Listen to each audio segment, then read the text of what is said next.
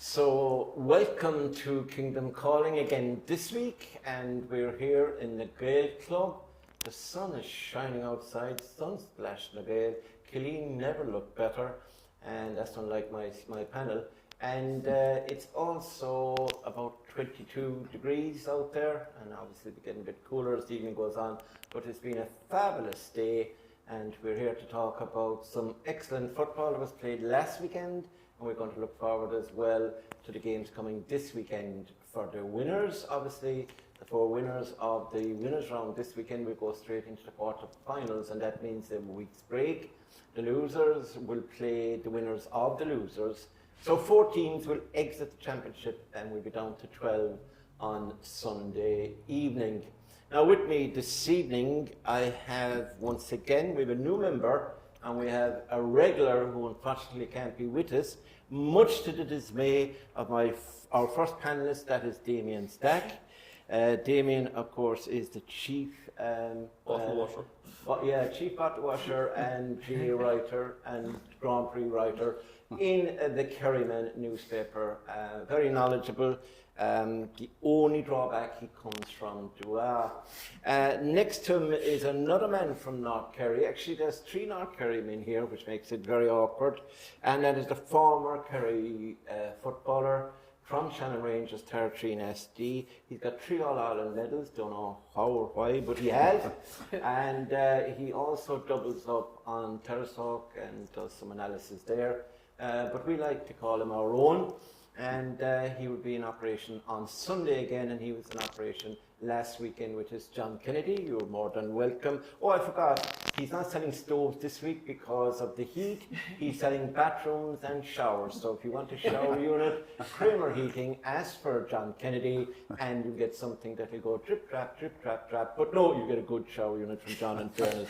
He's a very reputable individual, except when he played football. Now on to the next individual, and this is John O'Dowd. John is getting younger. He doesn't look a year over 49, and he is another freelance journalist, works a lot for the Kerryman, does some work for the Examiner, and of course is our chief commentator, our number 1 commentator on Clubber, nominated and recognised by himself. He humbly acknowledges. He is also a member of the Tarbert Club, and they happen to be in a county final coming up, and then be meeting Damian Stack's team. So when that will happen, the boys will be separated. They'll be in different rooms. And our guest, we're missing Jimmy, and we send Jimmy our best wishes tonight. We're missing Jimmy. He had to pull out from this gig, but instead we got a very good replacement. This man has more clubs than I have. This man started off life as a John Mitchell's man, solid, played with them, and coached underage teams, etc. Clive, of course, had 2 very famous uncles who played football for Kerry, John Tarney O'Shea, and remind me of the other one? Derry O'Shea. Yeah, temporary loss of memory when you get to my age. Derry and Tarney O'Shea, great individuals. And now he's a head coach in Atford. They're also in a county final. So if any of the players are not showing up for St. Brendan's, I'll tell the St. Brendan's boys out there, this is the man who's held them back with various injuries, from hamstrings in their brain to hamstrings in their big toes. He also does co-commentaries on Trouble with us. And again, very knowledgeable and a very good coach. And he was involved with MTU and Aidan O'Mahony when they reached the semi-final of the Sigerson Cup. And they lost out to the eventual winners, Galway, of course, in the semi-final. So we all remember that. So, highly qualified man. Whether his views will be taken into account tonight or whether he'll be asked any questions, that remains to be seen. Clive O'Callaghan, you're very welcome. So now there are 4 panellists, and we're going to kick off the action by looking back to last weekend. First of all, I'm going to ask you a question, lads, each of you, and in less than 50 words, because with Jimmy absent tonight, there's a chance that we will get 50 words. That is, does any one of you think that East Kerry are not going to win this year's County Senior Football Championship? Do you think they're going to win it, Damian? Do I need 50 words to say no? No, I don't think they're going to be caught. So yes, they're going to win it. Yes, they're going to win it. Yeah. It's very hard to see it. Being caught, yeah. John Kennedy, you will have some ramation about Shannon Rangers, but other than that, what's the story? So I think Lucas had to go against East Kerry. They put on a marker last weekend. Yeah. You know, and I think the quality of players they have, the squad they have, and the few fellas that have to come back. Like there was Jack Sherwood missing last weekend. Patrick Darcy is still injured, but he won't be back. Roche missing. And you know, and to do that first day out. Absolutely, that first day out. And above all, the Cliffords. Yeah. They're on song. And they don't want to rest. They want to keep playing. So, they will have a rest if they win their game on Sunday, obviously, the following week. John O'Dowd, you usually have something very articulate and something from that you learned way back when you were in college in Rathmines or wherever you were domiciled in. What do you think? The bookies' odds would kind of tell you at this moment in time that they don't think that East Kerry are beatable, and it was an ominous performance. We'll go into it in more detail in a while, but to score 4-16 first day out against an opposition who actually played really, really well on the day, that was actually the key point. Like Rathmore will have left that game pleased with their performance, and they scored 2-12, which was an excellent return against a team of the calibre that they were up against. So, but I wouldn't say it's a foregone conclusion, not by any means, especially when you see the likes of the performances put in by Dr. Crokes and Nick Kerry, etc. I didn't ask who's their main threat. But yes, I do think East Kerry will still win it. Clive O'Callaghan, what would you be thinking? Yeah, it's looking like East Kerry. I think they'll be very hard to beat. But as John said, I think there'll be a twist or two. But yeah, you'd have to say that they are the team most likely to win it. But there could be a twist with Brendan's and Crokes. But yeah, East Kerry are still the team to beat. Yeah, I think St. Brendan's would have a great chance if you allowed the advert players to play. But anyhow, we move swiftly on from... Just one point about like that is, yeah, you know, they're probably going to win again this weekend, and they go through and they get their week. It's like, I think, you know, anyone who lost last weekend or anyone who loses this weekend, you're going to have to play 5 weekends in a row to get to a county final.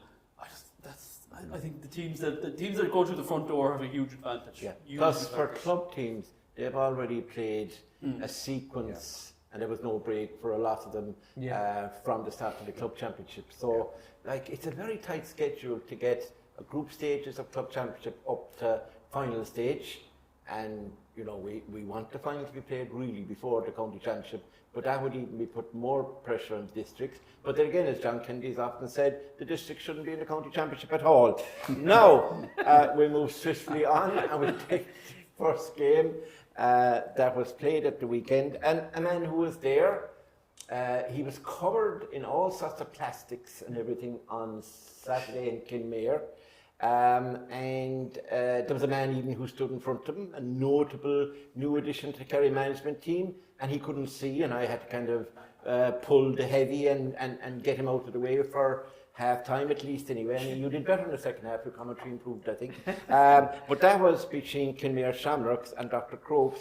And Dr. Crokes, for some reason, they were a bit of a hoodoo team for them. They hadn't beaten Kinmare since 2019. I think in that great interview we did after with Brian Looney, in fairness, he said that was in their mind coming down, the fact that they hadn't been beaten.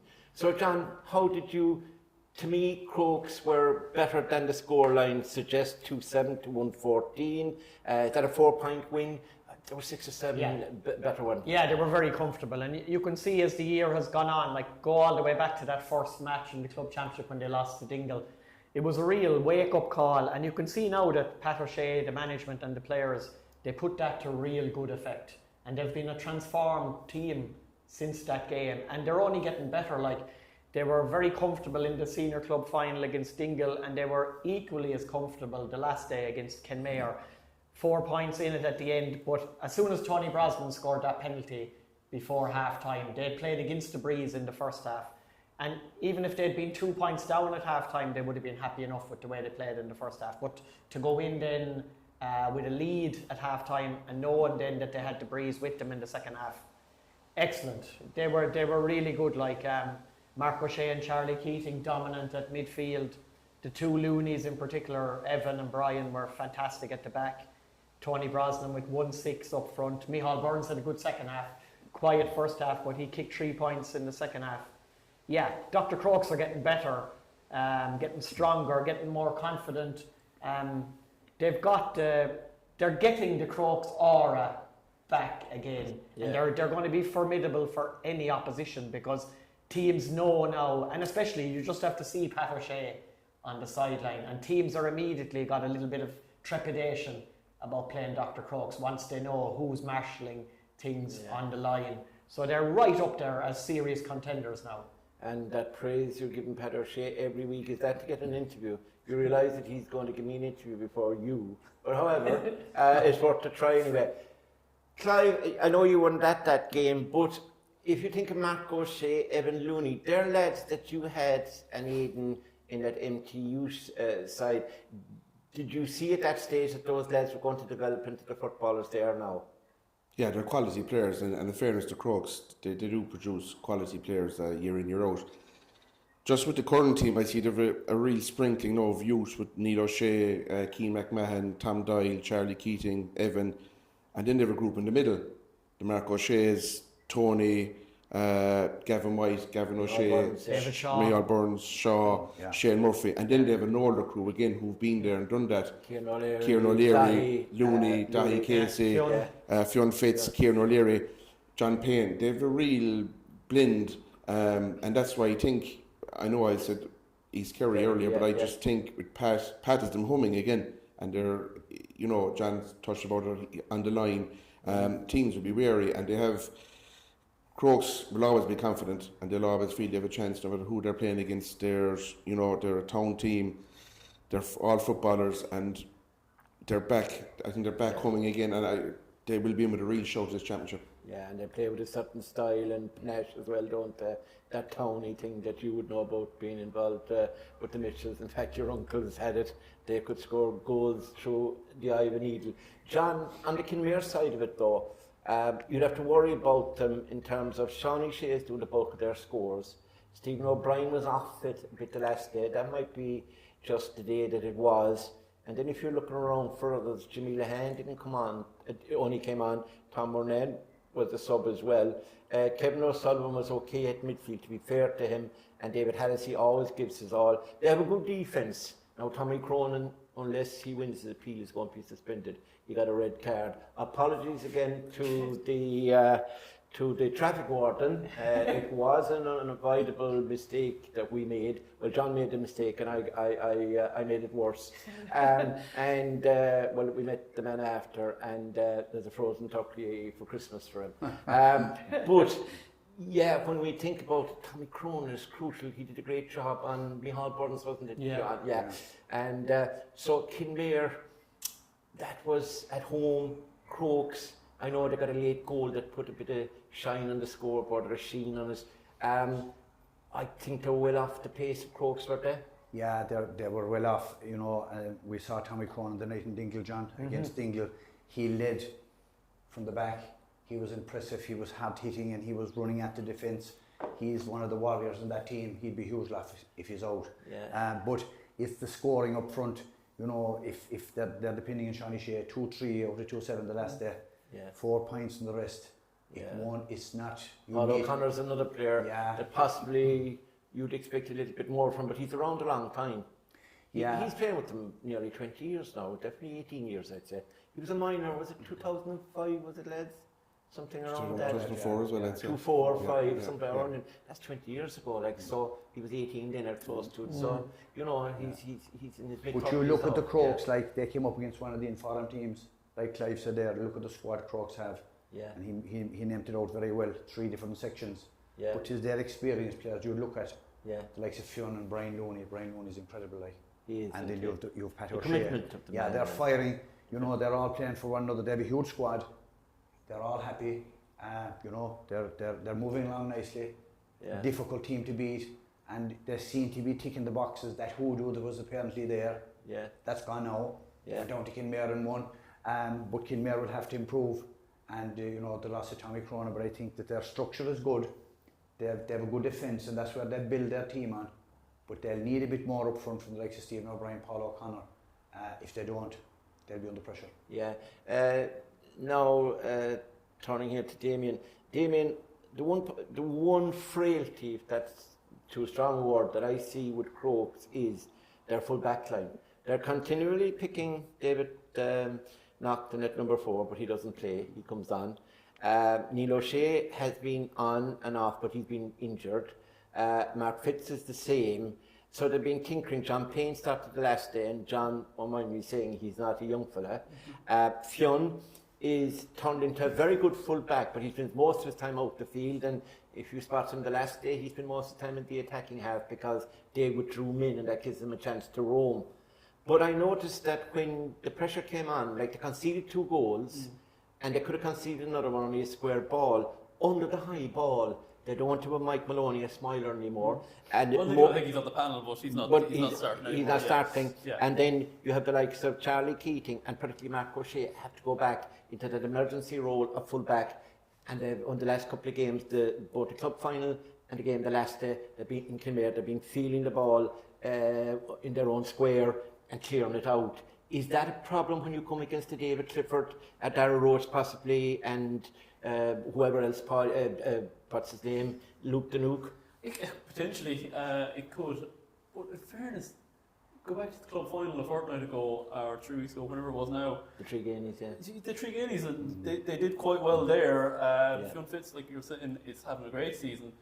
John Payne never lets the side down. And yeah, you're saying maybe, look, yeah, you do see Mark O'Shea having to drop back on occasion, but you know, when we're here in the Gale, we always talked about how Jack Barry was a defensive midfielder. I mean, you know, there's no harm in that. Yeah. Sean Shea is one of the best footballers in the country. For him to score a couple of goals, I don't know, would I be excoriating Crokes too much for that? I think the second one was, you know, was slightly sloppy on their part, but if you're Pat O'Shea, there's sorts of things that you can work on. Yeah. But, you know, and I don't think it's a fatal flaw. Put it that way, for sure. Yeah. Okay. So that was the first game of the weekend. Now we did double header in Stacks Park. I go to the second game first because it's slightly probably more interesting. Apologies there, John Kennedy. That's St. Kieran's beating West Kerry 114 to 11 points. What about Clive? St. Kieran's, Paul Walsh getting 1-6, whatever he scored. And, you know, you had the last man just on the stroke of half time. Sean Horn, his brothers won that game in New York with Kerry. Sean won it in New York, yeah. Eddie does playing, yeah. Eddie Sean got the won 2 it, yellows. yeah. The twins, I think they're the same age, aren't they? Yeah, so Stephen Wallace thing will add, you know, from dealing with the Wallaces in Alfred, etc. You know, there's a bit of fire in the belly there, no problem about that. They'll come out fairly committed, and they have a good side, you know. But do you think that Ed Breen isn't playing? You know, Vinnie Horn isn't playing. There's a couple of the Ballymac fellas who haven't got back, but they have a good foundation with the Desmond boys, etc. How do you rate them? I think, to be fair to Stephen, it would have been the first Tuesday night was probably the first night he had his full complement, because the 3 of the clubs had played semi-finals the week before, and they totally controlled the game. West Kerry, they could never get the margin down below 3 points in the first half. They get it back to 3. Kieran's would go up and tag on another one to go 4, and then they lost Carlo Begliak in the middle of the field, who was an unbelievable loss to them. He went off with he got a head injury, and then Eddie Horn got the double yellow, and it was like West Kerry just thought the game was going to, with an extra man, it was going to happen, and it never happened for them. They came out in the second half, and Kieran's controlled it. If you said who was up a man, you'd have said St. Kieran's were up a man. They lost their structure up front, West Kerry, and they had good forwards, and you know, and they were lively enough in the first half. But Kieran's controlled the game. Adam Barry dropped back deeper. Philip O'Connor got on a lot of ball in that second half. I know Paul Walsh kicked the scores, but just the one word I even used in the commentary that was control. They control the game. Now, one thing I think they will have to tighten up on is their discipline. They had a lot of yellow cards early, obviously Eddie got picked up the second one then before half time. Yeah. And if your defenders are picking up cards early, you know, managements have decisions to make. Do you leave them on, do you take them off? And they'll just need to tighten that up. But they control the game. West Kerry, on the other hand, as I said, started okay, but could never get the margin down below 3. They missed Brian O'Berry big time, didn't they? He was a big loss, and in game, as I said, Cahill was a huge loss. But their forwards, Keane O'Grady was lively. Inside, Cahill Ferret was winning, was John Freeze. Killian Falvey. They had a nice set of forwards, but they just lost. They couldn't get supply in the second half, and they lost shape. Maybe not a lot of work done, and it had the signs of it. And as I said, Kieran's the one who would have been controlled the game comfortably.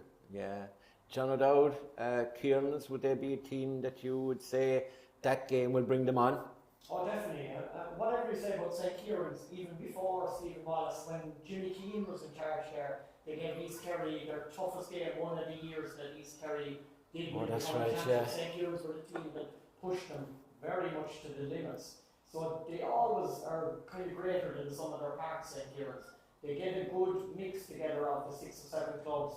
Okay, we're still missing a few. Maybe you'd expect Micheál Reedy to come back into it yet, maybe Aidan Breen and Vinnie Horan, as you say. But like the likes of Luca Brosnan and Brian Leonard and Cahill Brosnan is a real improving player from Corro. Then you've the Paul Walshes and the Adam Barrys up front. So St. Kieran's will be very, very tough to beat for anybody because that's the way they are and that's the way they usually do come together as a cohesive organisation. Like that game this weekend against St. Brendan's is definitely one of the best games to look forward to this weekend because it might be a lot more even than some people think. Yeah. There's the point that Clive made there that it had 3 semi-finalists losing at the weekend.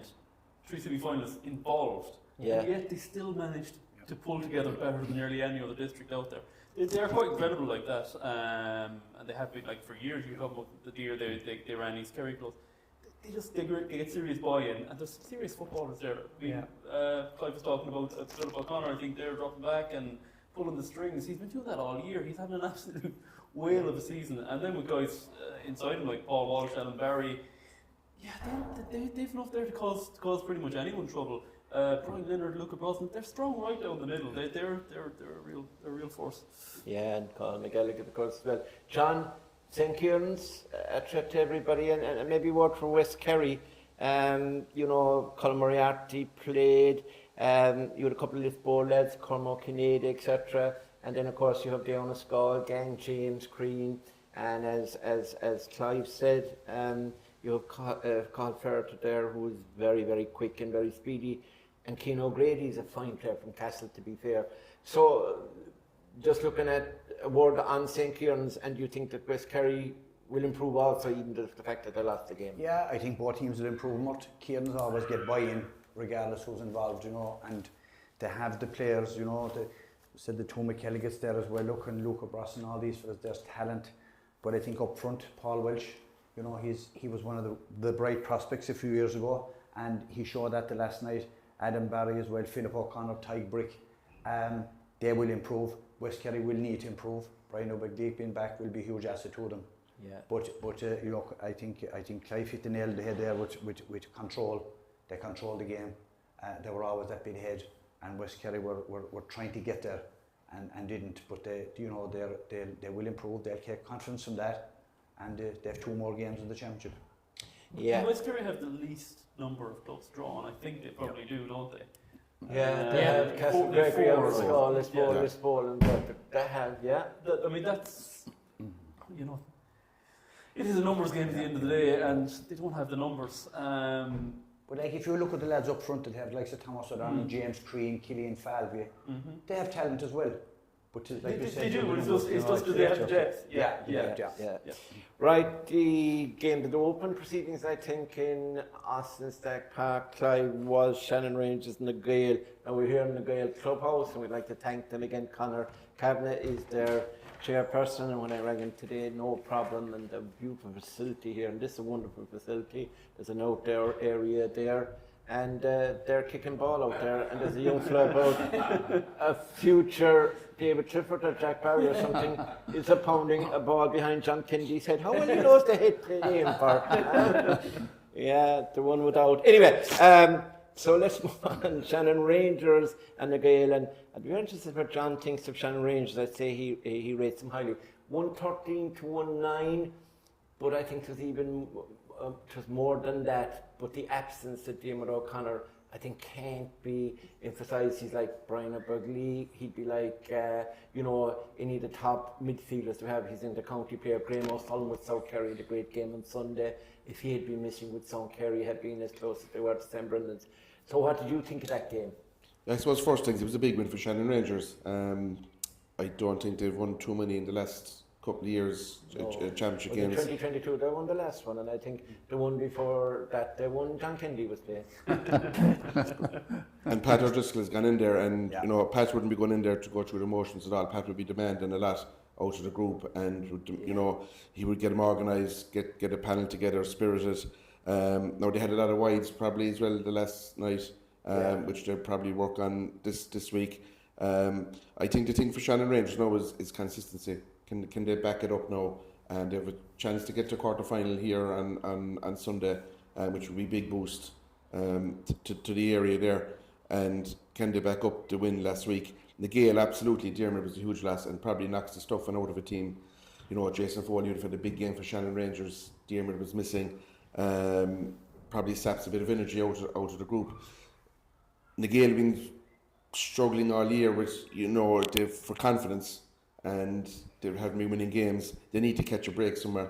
And if Diarmuid was fit this weekend, I'd give them a shout. But he was obviously a huge loss to Nagale last Saturday evening. But kudos to Shannon Rangers. They did, probably Nagale were strong favourites going into the game. But big performance over Jack Kennelly, Jason. And they'll go with confidence. Pat will have them fired up and saying, look lads, we've a win here, we've a break for a week, and we're into quarter final, which I think was maybe 2014. Shannon Rangers get to semi final maybe, and there's been nothing since. So there's an opportunity. Yeah, good opportunity for him. John O'Dowd, looking at it, there's a good few Tarbert lads involved, isn't there? And you also have Jack Kennelly, of course, scoring 8 points. And there was a lot of people talking about the performance of Rob Stack. Now we'd have seen him with the Kerry under 20s, and he's a player that should arrive under Jack's radar at some stage, whether it's this year or next year. Well, maybe Jack won't be there next year in terms of 2026 I'm talking about. But yeah, so what do you think? Is this a flash in the pan by Shannon Rangers, or are they a force that could win their next game? I would hope, as Clive said, I would hope that it's not a flash in the pan, because you'd have to give a lot of credit to Pat O'Driscoll and the management. They went with a really young team this year. So they set their stall out that they wanted the up-and-coming players in the district to represent the team this year. The likes of David Mulville, who was a Kerry minor last year from our club.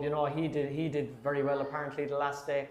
And then you have the Kevin Goulding got in for the goals. A very good player. Evan Boyle was playing Kerry under 20 this year. Stack Kerry under 20. Jack Kennelly, obviously, former Kerry under 20. So there's pedigree there among a good few of the players as well. Yeah. And plus, when you're picking some of the Tarbert young lads, like you're picking lads who are in form at the moment, playing with a bit of confidence as well. So that always helps to try and ride on that particular bit of momentum as well. Like obviously Field Rangers, they had a similar with a couple of the Dual lads like Cormac Dillon, who they were dependent on as well. So like the pairing for this weekend is favourable enough for Shannon Rangers. Temple Noble feel it's favourable as well. So it gives both sides a 50-50 prospect of getting the win. No, but as Clive said, they missed a lot as well. And if you take away Kennelly and Robert Stack got 11 points out of the 13 points. So you need a few other forwards to chip in now the next day. And there are young lads there who are capable of chipping in with scores. So they'll need to improve as well if they're going to beat Temple Noble. Rob Stack was absolutely powerful, powerful performance. I think it's the best I've seen him play in a club capacity. I think he was very good for Bale last year in that run to the semi-final. But yeah, I thought he was absolutely powerful on Saturday. Jason Foley was really, really good.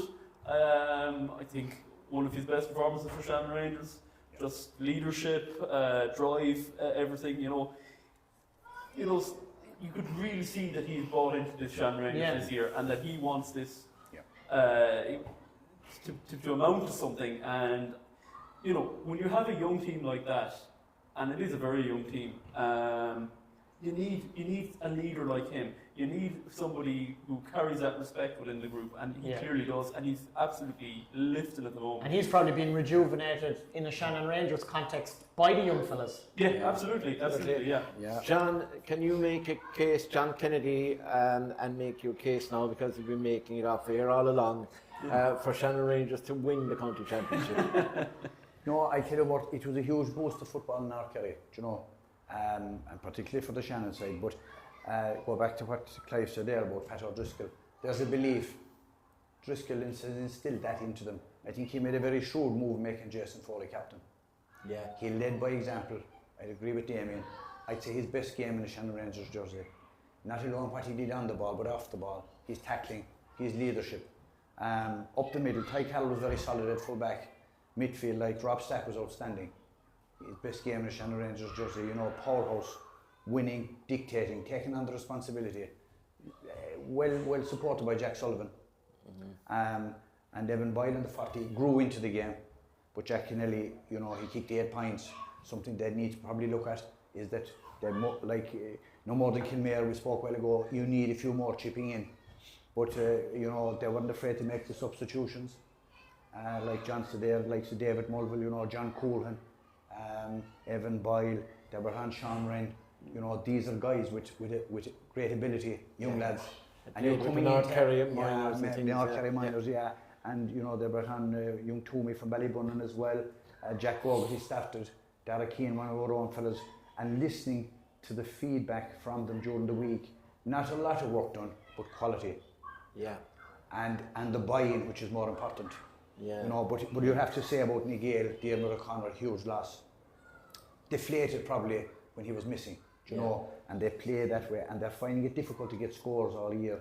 That's their problem. And that's their problem. Up front. They haven't scored more than 7 or 8 points. Their average is 7 or 8 points per game. They did a little bit more, but the goal and the point came near the end. I think Dan Goggins' goal came 1-9 they scored. Dan Goggins' goal came again in added time, didn't it, or something? So they're again 8 or 9 points. I think Clive mentioned it as well, Murt. It's the self-belief and the self-confidence. It's just not there with Nigel at the moment. And it can't be there because they're on such a streak of not winning matches. You know, they didn't win in the county league, like they didn't win in the senior club championship. No, they've got their first county championship game off to, like, for them, they probably can't remember when was their last victory, you know, which is really hard for any team to get out of that hole that they're in now at this moment in time. So it's a real test of their whole characters now this weekend, like, because again, it's a winnable game if they can summon up a performance. But it's the work ethic of Shannon Rangers, you know, from Luke Rochford, Dara Keane, Adam Segal. They were working back, but they had 10 first half wides. Yeah, if you look at Nigel, lads, and we'll finish on this game on this, if you look at Nigel, they still have quality players. You know, you've Brian O'Neill, he played for Kerry. You've Damien Burke. You have Ferdinand Barry there. You've Andrew Barry there. You've Stefan Acumbar. You know, you've all these guys. Yes, exactly. In O'Connor, like, they have so many good players. It's amazing. But of course, most of our defenders or midfielders, they just don't have scored. Other than Dara Devine, who takes the frees, they don't have scoring forwards. And then Oisin Mansell, I think, is still unavailable to them. He will be unavailable this weekend, I think, to him. Diarmuid O'Connor might be back, and if he's back, that could give him a boost. We'll be talking about that in the second half on the games that are to come up. But it's surprising in one way, but nobody has taken them to the cleaners. They ran Crokes pretty close in the club championship right here.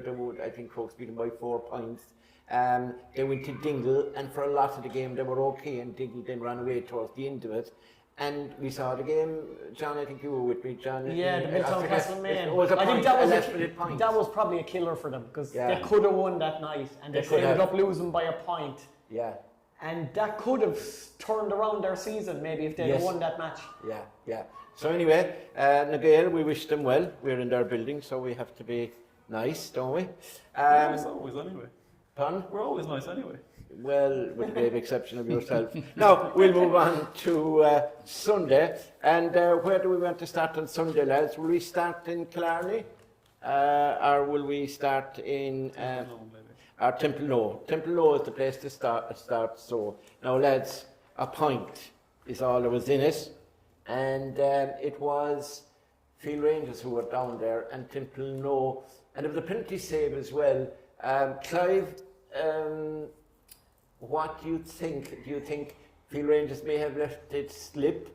They didn't score a lot other than what Cormac scored for them.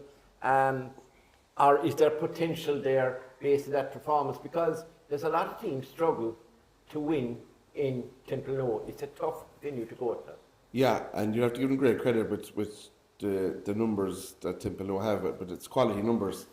And they were behind for good periods of that game. Had a penalty to bring them back into it, missed a penalty. And but finished strong. Now, Field Rangers probably feel they should have got to extra time maybe. But it is Temple is a hard place to go, and with the quality players they have. Now, it was low scoring, 11-10. I actually think Temple might play better in a bigger ground. It's a tight arena down there. But yeah, it was tight. Field Rangers probably feel that they let it slip, and Temple will be glad that they hung on for a 1 point victory. I think Field Rangers will definitely feel they left it behind them, because I think they had I think Jimmy in commentary at one point said they had 8 or 9 wides in the second half alone. They had done very well up to half time, seemed to be motoring very nicely. But after half time, and you were kind of thinking as the district that the district team would grow more into the game, but it was kind of the opposite. It was more Temple really kind of came into their own and really began to show what that bit of club cohesion can do. You think the penalty miss might have been a big moment for Field Rangers to kick on in the second half, but it didn't quite happen for them.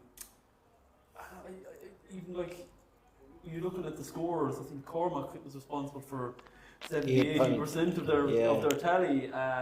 They need more than just Cormac. Now, Cormac, Mulvihill, another Cormac scored another point in the forward, but I think they were the only 2 forwards who scored for Field Rangers. They're a nice team, but yeah, a lot of these teams we're talking about not winning. It's that you're looking at, do they have the firepower? Do Field Rangers have the firepower to kick on? They need more. They can't just rely on Cormac.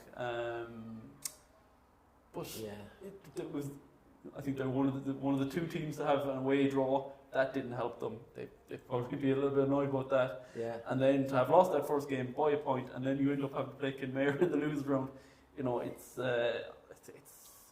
It's a tricky enough kind of couple of weeks for Field Rangers. Yeah, John, is the fact that they are in a county final, does that affect them? It does affect certain teams. They wouldn't have the numbers that the likes of Mid-Kerry would have to make up for the Low Rangers lads, or that even, say, St. Brennan's would have with Stranroad in there, Mitchell's, Ardfert on the final as well. Let's not forget that. I think they're in the final, aren't they, Damian? They might be. Yeah. But anyway, isn't that something? Is that something that would bother you with Field Rangers? And if you're looking at some of their players, not all of them have worn the county jersey. I suppose they're picking from a limited enough pool, possibly. Yeah, possibly, Murt, in fairness, but you look at there like Cormac Dillon, Jack McKelligot, look at Eddie Healy, these guys, Killian Trant, a lot been spoken of him lately. This is the shop window to do it in. And apparently Sean Sheehan had a great game, and very good. And like, this is where you see the true worth of a player, and maybe pressure on. A lot of talk about him. He'll be earmarked now as one of the guys to mark on the Field Rangers team, and they have one more chance. But as Damian said, Cormac Dillon, like 8 points. He need a bit of help up front. Yeah. Nigel O'Connor, guy you'd like. I don't know whether he was invited in or didn't go in, or doesn't want to go in, or just hasn't been invited. But he's a guy. I think he's scored 2-6 in a junior club quarter final.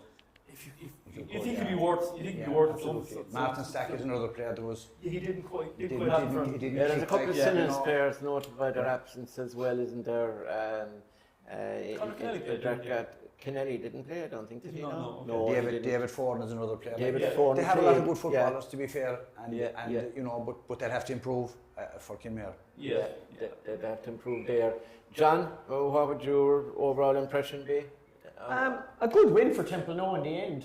When you consider, like as Clive said, like they have maybe between 15 and 20 players who they can kind of rely on. Again though, like there was nothing much between the two teams. If you think that Cormac Dillon got 8 out of the Field Rangers 10, Killian Spillane got 8 out of the Templenoe 11. Yeah. So they can definitely expect more from Aidan Crowley, Brian Crowley, Colin Crowley. You know, there's more scores in them, especially like Aidan was on the Kerry under 20 team this year, and he usually chips in with 3 or 4 points. So like Templenoe will be happy enough with the draw as well because. Templenoe, they've played one North Kerry team and they're drawing against another North Kerry team. So, like from their point of view, it's still a favourable series of matches, do you know, because they'll feel they're capable of doing what they did to Field Rangers, to Shannon Rangers as well. I think just Sean Sheehan there, John mentioned and Killian Trent. Sean Sheehan is very underrated in club football in Kerry. He's one of the, he's not in the county setup, but as regards club football, he's one of the best. Yeah. There was a kick out to be won. In injury time, the last day, Field Rangers got it back to a point, and the ball was put down on Sean Sheehan's head in bodies, and he won it. And that was the game. That was the game, and he's great work rate. Mightn't get the plaudits as the other lads, mightn't be kicking scores, but the amount of graft and he lets some lads play the piano, other lads pushes the piano. He's done a lot of the heavy lifting for pushing for Templenoe. Yeah, and then you've Gavin Crowley as well, one of these players who, when they're finished with the inter-county team, they do really thrive again when they go back into a club setup because the pressure valve has been released and they can just enjoy their football again. Stephen Sullivan is a big loss to Templenoe. He went to Australia at the start of the year, so he'd always chip in with scores, frees, penalties as well. Goals, Crowley, Holland, one thing to put you lads, Templenoe, looking at their team that I'm looking at here, Mark Looney, Michael Hallisey, Kieran O'Neill, John Rice, Mark Casey, Tyke Morley, Kieran McCarthy, Sean Sheehan, Gavin Crowley, Colin Crowley, Josh Crowley, Holland, Adrian Spillane, Killian Spillane, Brian Crowley and Aidan Crowley. That is more or less, with the exception of Stephen O'Sullivan, their team for the last 4 or 5 years. There appears to be no young fellas coming on the scene and they're sticking. Now if this team hasn't succeeded over the last 4 years or 5, what would bring us to believe that they have an edge on something this year to maybe reach the quarterfinals or reach the to be fair to them, this is their golden generation, and they've gotten to club finals, they've gotten to county championship semi-finals. They've done exceptionally well. But I'm only playing the devil's advocate. I know you're only playing the devil's advocate, but in fairness to them, like they've done exceptionally well, really good. But it's just like that was just a freak generation. What was coming up behind was not the same as what. Like for Templenoe to be playing senior county championship football, that's the biggest achievement in itself. It's a parish of like 300 or 400 people or something. You got to look at what they lost, right? Stephen O'Sullivan when travelling, he's a goal getter. Teddy Doyle, great footballer, with Tipperary. Pat Spillane, with Sligo. For a club of that size to lose that. Quality. I know John Spillane, I think, is back in the fold last week, had been in Dublin for a couple of years, but they're still fighting at the top table with a talented squad, and losing those 3 guys was, they'll be blow at any club. I'd agree with Clive. I look at it the opposite way. I think they're doing really well, to be fair. They're really competitive. That's what I think myself. They were a Division 5 team, came up along the divisions, and they have the same number, they have the same faces, the same names, but look, they produce it so hard to beat. They've overachieved rather than underachieved over the last. But the question is, I know what the question is, can they go? Well, they possibly can't again in the short term. But it's I think a lot of clubs have that scenario of what's going to come through in the next. We were talking a couple of weeks ago about the Fireys and these clubs with all the populations. They don't have the population. No. They lost the club final to Radleys by a point and missed a free to level it up at the end. And Radleys went on to Crow Park in All-Ireland semi-final, the margins. Exactly. And I think they're doing brilliant. Well, is it sustainable?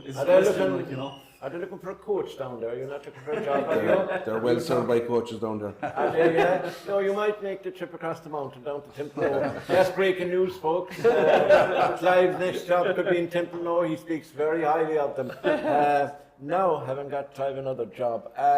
Let's go to Sunday, to the champions, to the man who glorifies them beyond and beatifies some of them, John O'Dowd, East Kerry 4-16, Rathmore 2-12. Rathmore are a good team. I saw them playing against Crokes and they battled hard. I saw them playing against Spa. Saw them a couple of times this year and I was impressed and they were shocked a few players now.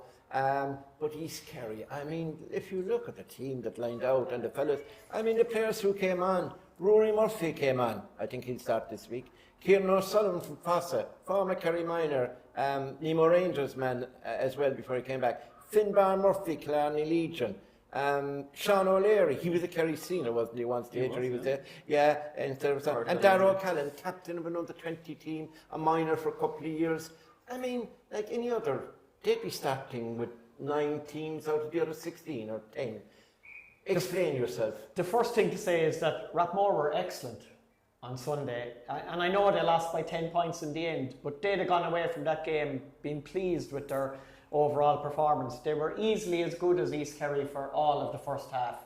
They were 2 points down at half time and David Clifford got a goal. That was the only difference between the sides at half time.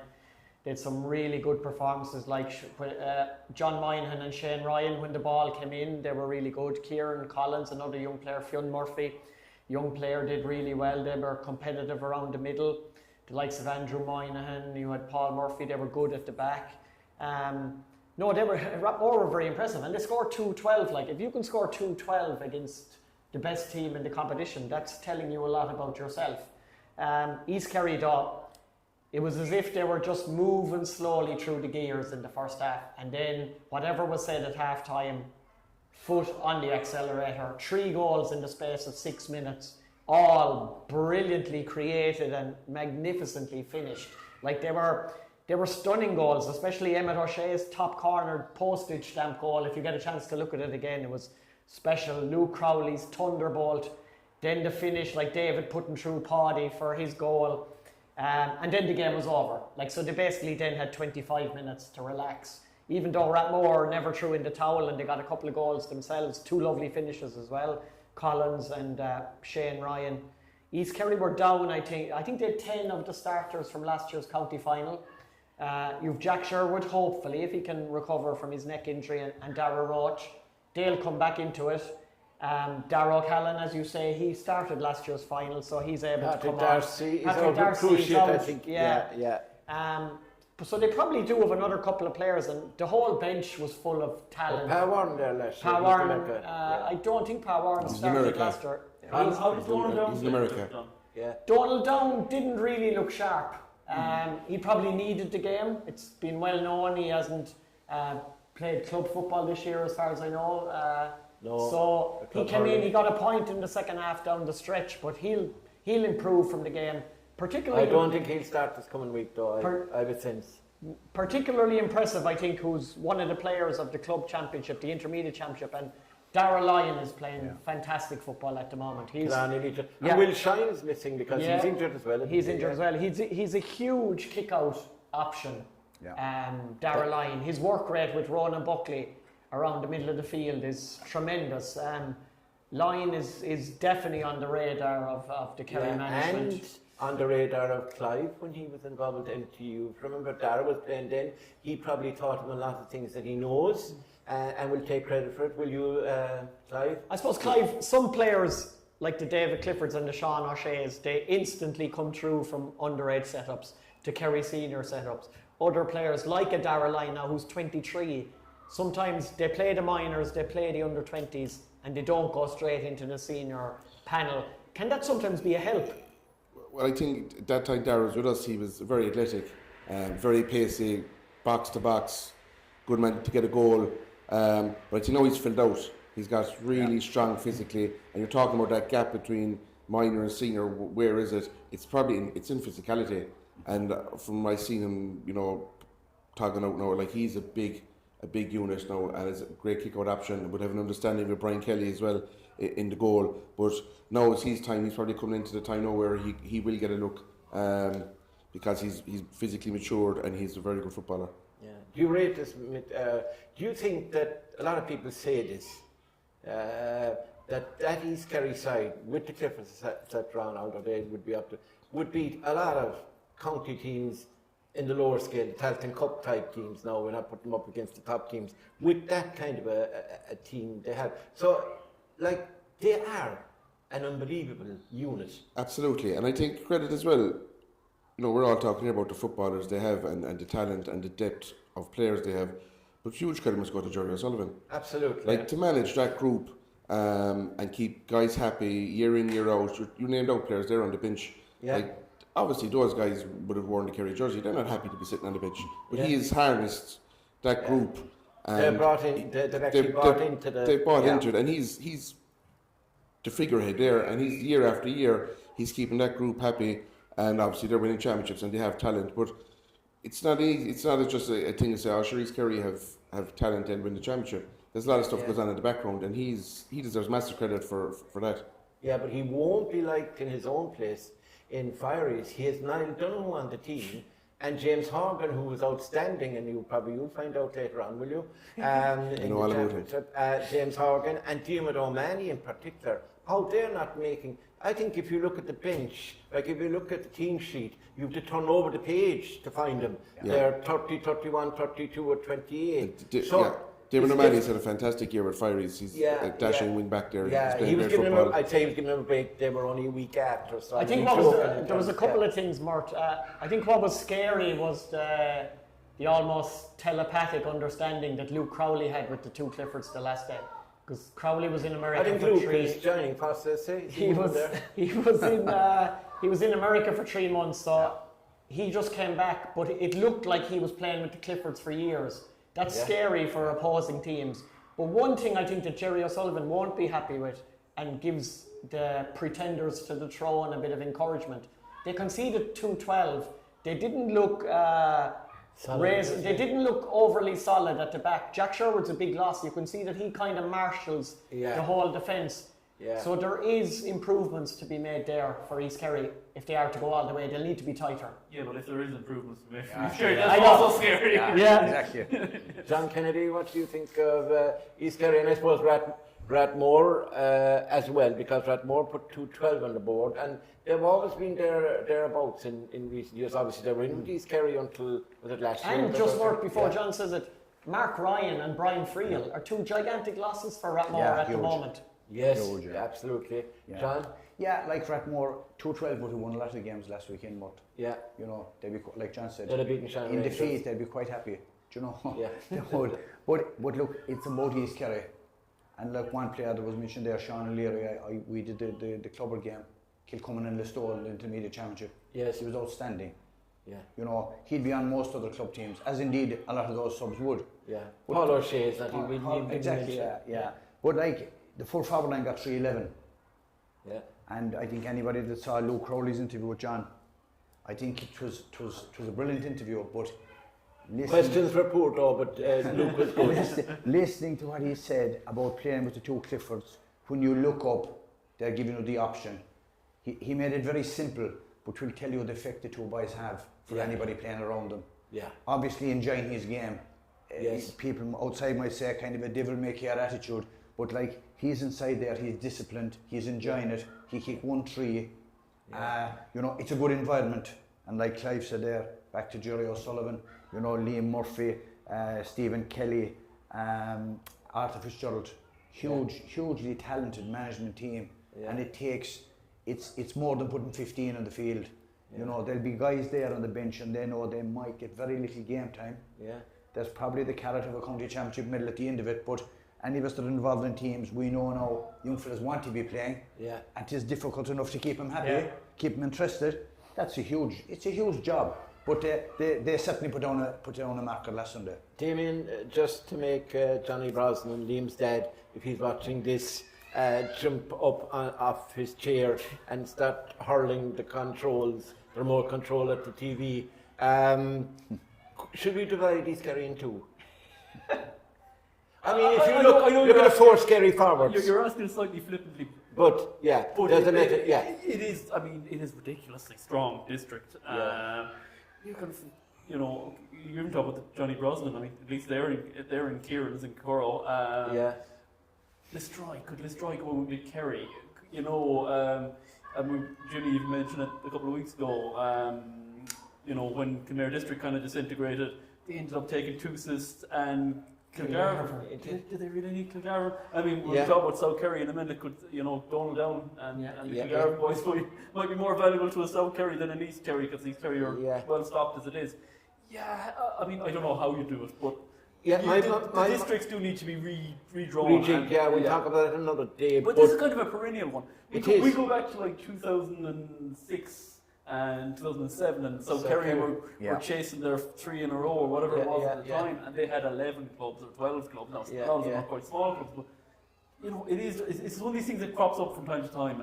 It does. No, my point would be more, rather than East Kerry winning the whole time, it's how many players in that 36 will not kick a ball, but should be playing county championship. Lads from Glenvilla, lads from Glenflesk, like Jamie Moynihan is from Glenflesk. You have the 2 bowlers who play very well with Glenflesk, the 2 Roaches, the brothers of Dara, and I've seen them play, and they're a very good goalkeeper. And of course, Dan O'Brien is in now playing, and Keane Lynch is in with East Kerry. But like, if you're looking at the other clubs, the Legion, look at the number of players that they have now. Well, it's up to them, I suppose, to get up to senior grade, but they haven't been looking like it in recent years. But all those guys are going to be sitting on a bench. They'll get a few minutes, and there's a hardcore of 18 or 19 that to be used. Is that healthy in the long run, I wonder? Or is it unavoidable? I think it's unavoidable with the structure that we have. Should we have own rules and then Should we have own rules, and then East Kerry, or even an own rule and a Killarney district or something? Or could you have our own rule, East Kerry and Killarney district? We divide them in 3. We would go for divided in 3. But it really makes it popular. Well, and it's the point that's made when the club and district divide comes up about, it should be just an all-club county championship or whatever, and then the point is made, well, every player can play the county championship, but no, actually, not every player can't play, in some districts that's so strong. And very good footballers are not playing county championship football. Well, we were talking about Few Rangers and Shannon Rangers last week, and we were kind of half joking that they should be amalgamated like they are at minor level. But that'll be the main argument against it, is that if you had a combination of that Few Rangers and Shannon Rangers team, how many of the boys who started for both last weekend wouldn't get that chance? But East Kerry's dominance won't last forever. It goes in cycles. So Cliffords are 24, 25 years of age. Give them 10 more years. Are you prepared to wait a decade? But you see, if Fossa had won the intermediate, they'd be gone out of it. Yeah. So that's the, and of course it's competitive, like Clive said. There's good footballers not playing, but they're prepared to win and be part of it. Yeah. Well, it's a discussion for another day. It is cyclical to an extent. Yeah, but they have lost Spa out of that team. They have lost Rathmore since they win the county championship. Yeah. And they've not skipped a beat, not a beat. Yeah, I know, Well, for the 20 or 30 or 40 viewers we will now lose our subscribers from East Kerry. I apologise for trying to divide you two. I think you should stick together and win the next 10 county championships, and we'll all celebrate with you. The rest can play for the Shield, including Clive's crowd. Oh, Clive's crowd. Is it Mitchell's? Do you know that Mitchell's and Ardfert still have a county league game to play? It's the last living county league game in the world. We'll have it sorted soon though. Now, this game won't take long anyway, although it was fairly lively. 16 points for Spa, 2-16 for Milltown Castlemaine. John O'Dowd, you were commentating on it, I think, or you were at it anyway. Sorry, you were at it. And so was John, I think. Milltown Castlemaine, did they deserve to win it? I think they did just about on their second half performance. Like, anyone who was there for the first half, you'd never have believed that Milltown Castlemaine were going to end up victorious. Spa were almost completely dominant up to half-time, much the better team. It took a Gavin Horn goal to even keep Milltown in the contest going in at half-time. But even after that, Spa just came down the field, and I think they got 3 points again, John, and they were 4 or 5 up at half-time. You would have nearly put your house on Spa going on to win the game. They looked a better team, but it was totally different scenario in the second half. Shane Cronin a loss. Yes, Shane Cronin, I don't think was fit to play in the first place. They put him in at the start. And no Dara Moynihan. And then he got injured just before half time and had to go off. But then on the other hand, you'd know Killian Burke for Milltown Castlemaine. Ian O'Connor wasn't fit to start, was brought on after 20 minutes and had to go off early again in the second half. So both sides were down 2 of their marquee players. But the second half was really good. Gavin Horn was exceptional for Milltown Castlemaine, really drove him on. He was kind of playing in a different position. He was centre forward at different stages of the game. You know, he'd normally be maybe midfield. He might be wing forward next season. Like scored 2-2 from play. But it was really, John nearly agreed, the 2 cornerbacks, Gavin McKenna and Pa Wren, they just started charging up the field in the second half. They got 3 points, McKenna got 2, Pa Wren got 1. Spa went out of it. Ryan Carroll at wing back was very good. He got 3 points from play. Evan Cronin kicked 3 points. But as a scoring force, they went out of the game. And I think Milltown Castlemaine deserved it. They did, I think Parrin was trying to be as good as his girlfriend. You know who his girlfriend is? Yes, our Ballylongford woman. Yeah, Kerry Captain, Kerry Captain, Neve Carmody, yeah. So she's an all-Ireland medal, and I don't think... Was Pa there when... no, he wouldn't have been. That's too long ago. 20... When they won the... He would have been, I'd say, Pardon? He would have been, yeah. Yeah, so he's not a medal as well, She was just trying but a to fantastic clubman, Pa, he's been playing for, and a great servant of Mid Kerry as well, which the likes of David. And if you're ever in David trouble, Roach. he's a great man to have around. He's a paramedic. Yeah. Clive? Yeah, it just touched on what John said. It looked like You Spa. kill people rather than save them, but great going anyway. It looked like Spa early on. The goal brought Milltown in, but back into the game, but Spa went down and kicked points again, responded well. But it was Milltown's second half, really. And, you know, when it came to the crunch, I suppose Milltown are tough, they're battle hardened. And they're first year up senior, which is great. First year up senior, yeah. And they have experienced campaigners, Carl Moriarty, Parrin there as well. And a good coach from the guy. And a good coach, Mark. Yeah, Mark Brook will be very... he was with you, you know him from MTU, didn't you? He was there before. Yeah. I know Mark well. He's had success with Simmons as well when not carrying championships. Yeah. Oh, that's right.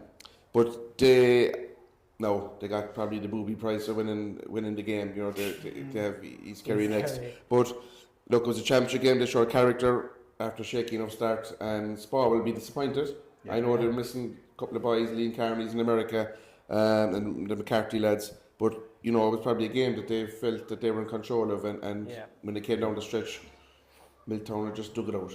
Yeah, Jenny Darcy has told me to say that on behalf of Sport that they were poor, that he didn't think that they put any effort in and they fully deserved to lose. I'm just paraphrasing what he said. I don't think so. I wasn't at this one, or I didn't see this one, but it seems like it was a right cracker. Were the all club games, the games of the weekend, just in terms of sheer quality of entertainment? There was a real voice on this one, like, in fairness. Yeah. There was. The Mid-Kerry Dingle one was a good enough game, although again, I suppose the club games are good, all right. I thought the Crokes one on Saturday afternoon was really good. Do you think the commentary was good? The commentary was top notch. What about the summariser? The co-commentator was better than the main commentator, I think. There you go. Very good. Very, very, very good. And so Spa are going to be, we're going to be talking about them now. They're through to lose around the Milltown Castlemaine have picked a tough one, or they got a tough one to draw against East Kerry. Now we'll switch to Tralee, I think, won't we? And this was St. Brendan's and South Kerry. And now, since he wants to be a St. Brendan's coach after he retires a successful third coach, I think Clive is the man I've got to start with. Now, the first thing I have to ask you, Clive, is, 1 second, Clive, check here. Looking at it, I'm looking for Advert players, and I'm midfield, no. Thomas Kennedy, no. Jack Savage, no. Daniel Kirby, no. Oh, Oren Ferris is in there, yeah. Right. So, who came on? Bang, bang, Darrow, Son, Churchill. The General was delighted that Darrow Son came on because he wasn't going to come in at all. So, one, is it Advert there? One, Can you explain a team that is in a county final, Premier Junior, a team that could play in Croke Park later in the, maybe early next year, etc. This team have only one representative in their district. Is that up to bad coaching? Or is it up to very intelligent coaching? Possibly. No, they're all available. There was a couple of lads had knocks from the week before, went extra time. With St. a couple of Stacks lads had knocks as well. So I expect more to be involved this weekend. Yeah. They're having a light session tomorrow night, but I expect more of our lads to be, if they're picked. But they're all available. What's his name? The other Ferris lad, Ernan, is it? Ernan, yeah, he had a knock from the week before. He's a fine footballer. I'd start him in any team if his coaches hadn't told him not to play. What I mean is, he'd start any team only for the knock. Yeah, Dahi Griffin. Dahi would as well. Was carrying a knock. He was carrying a knock, I'd say, in his wallet or something. I saw him during the week, and he was walking perfectly. They're all available for this weekend. I expect to see one or two more, but at some stage during the game if selected. Yeah, and that's the point as well. That's the point as well, Murt. It's not just as simple as who's available or not for St. Brendan's, like from Ardfert or from any of the clubs. As the competition goes on, this is going to be a really hard 15 to get on because they have a big pick. There's a lot of players there that are available for this team. You could even go through the team the last day with fellas that were missing, the likes of Joe O'Connor and Armin Heinrich and some of the Ardfert lads. It was still a really, really strong I would have team. a decent bet with you that both Joe O'Connor and Armin Heinrich will line out the next day. But I suppose, Murt, if you look at the Brendans, you could say there are three teams, Crokes, Brendans and East Kerry. They'll be at the business end because the quality that St. Brendan's have is... A lot of sector. No, I think because of a prior engagement, Clive might know this now more than I would. That both David Moore and Tommy Walsh, who played David, had a very good game at midfield with Tom Hoare. But I think Joe O'Connor will be in from next weekend, this weekend coming. And I'd say Tommy Walsh will miss out as well because there might be at Mikey Gainey's wedding. They're away anyway, I think. Is that right, Clive? Did you hear something like that? The word is that Tommy and David are out this weekend, all right, yeah, and Joe will be back in the fold. Alan O'Donoghue was away as well last weekend, so he'll come back into the fold. You could make a case. I mean, to be fair, the 15 lads, Stack's best 15, you could make a case for all players. It's a very difficult, and a bit like East Kerry, you're going to have a lot of footballers probably sitting down who will feel that I should be out there, and it's all good. Darrell Sullivan from Churchill, he's a fine player. Yeah. He came on as a sub, but he's a very good player, very good forward. Paddy Lane, I'd say, lads, the way he limped off, he came on in the 34th minute and he limped off in the 48th minute. They'll hardly risk him. He's a young man. Yeah. He's still at school. He's back with Mount Hawk again. I think one thing, like if you do pick up an injury, you can go back to the clubs and there is cover. Yeah. There is cover of adequate quality to say, okay, we're missing X or Y. You can go back and say, right, well, we can bring in, a player just as good. So there's serious quality, and all the clubs have quality players to contribute to it.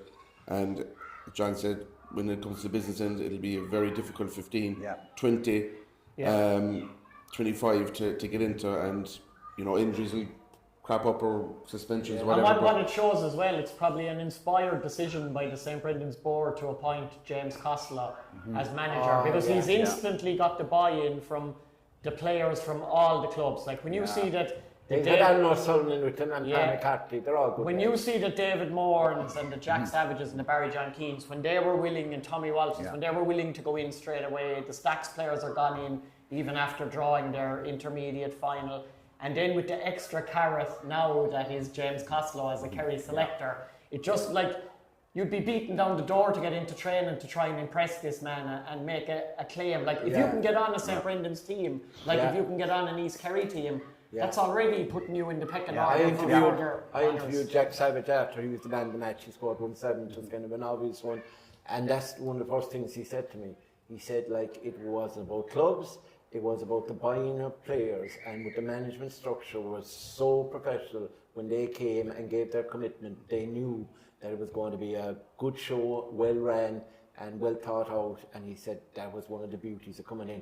And the other thing he said to me kind of was, look, he said, I was asking about this player and that player, players missing or whatever. He said, look, we were asked to buy in, and if we bought in, you went in and you trained.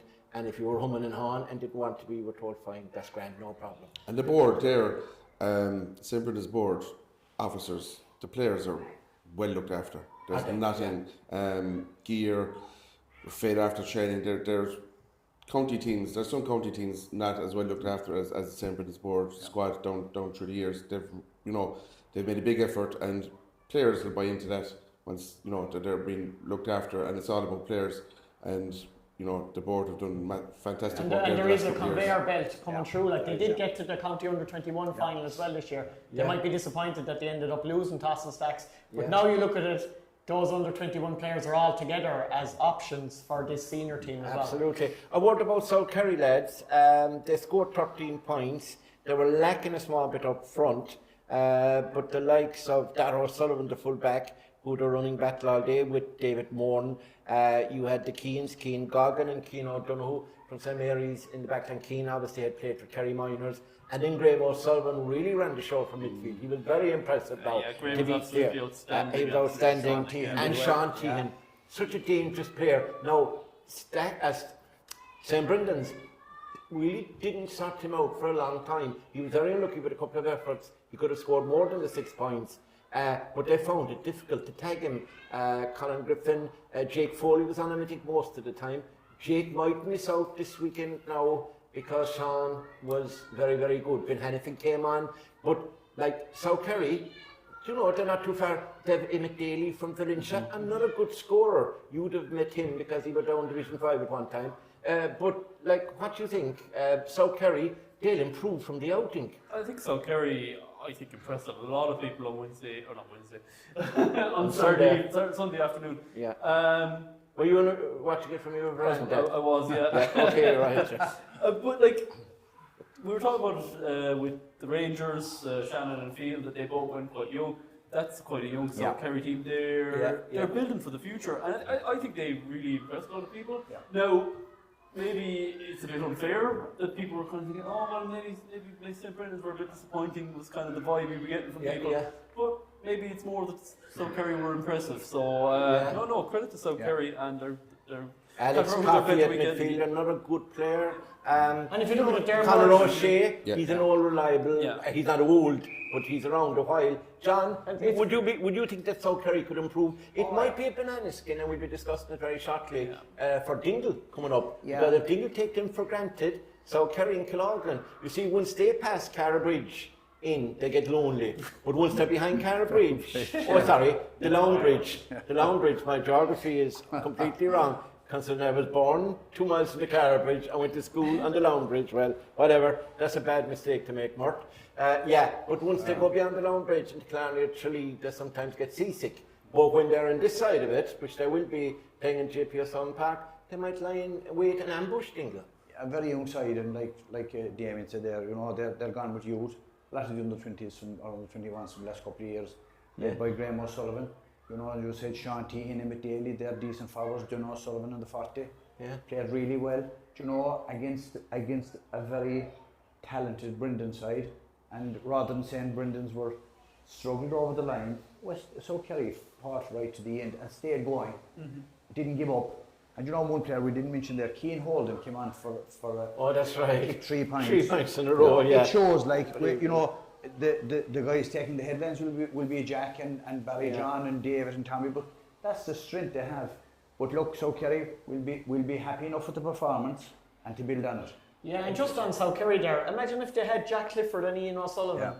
Two very good young players. I don't know, are they both injured at the moment? I just see they weren't down on the panel at all, but they'd be huge additions to that South Kerry squad if they were available. Very quickly, Clive, do you think that, I always maintain this, but then again, I'm a head top coach, not operating right now. Why is there general sniggering and laughter around the place? But Clive, could Graham O'Sullivan make a Kerry midfielder? He played midfield for South Kerry. I know it's completely different playing a championship, but I've always maintained he has the height, he has the pace, he is strong, he's well able to field the ball and gallop forward and scores. As an attacking midfielder, I think we waste him when we play him at 2. I think the way football is now, the old traditional midfielder is going out of the game. Yeah. It's still, there's no one size fits all. Anyone can play. Obviously, you need an engine, but with short kickouts, ball being run through the lines, it suits one time a midfielder to be big, rangy, but that's gone. It's athletic now, and Graham is all that. He can score, off left and right, and he can deliver a good foot pass. Yeah. And he was very good for South Kerry, a bit like Jason Foley there for Shannon Rangers. He was playing with a team. All the clubs, they're probably struggling in the county league. They're down to divisions. They struggled in the club championships. No one made a breakthrough. And Graham was the leader of that group the last day, and he played like it. Might have been easy to throw in the towel and said, this is damage limitation hero, but he showed real leadership. And I think the rest of the players came up to his level and played. They maxed out and they gave it everything, and it was level at half time. Yeah. And I don't think South Kerry could have done much more, to be fair, with the squad they had last week. No, that's good. And the final game, we're going to go through this a bit quicker than the others. Mid Kerry, they recovered.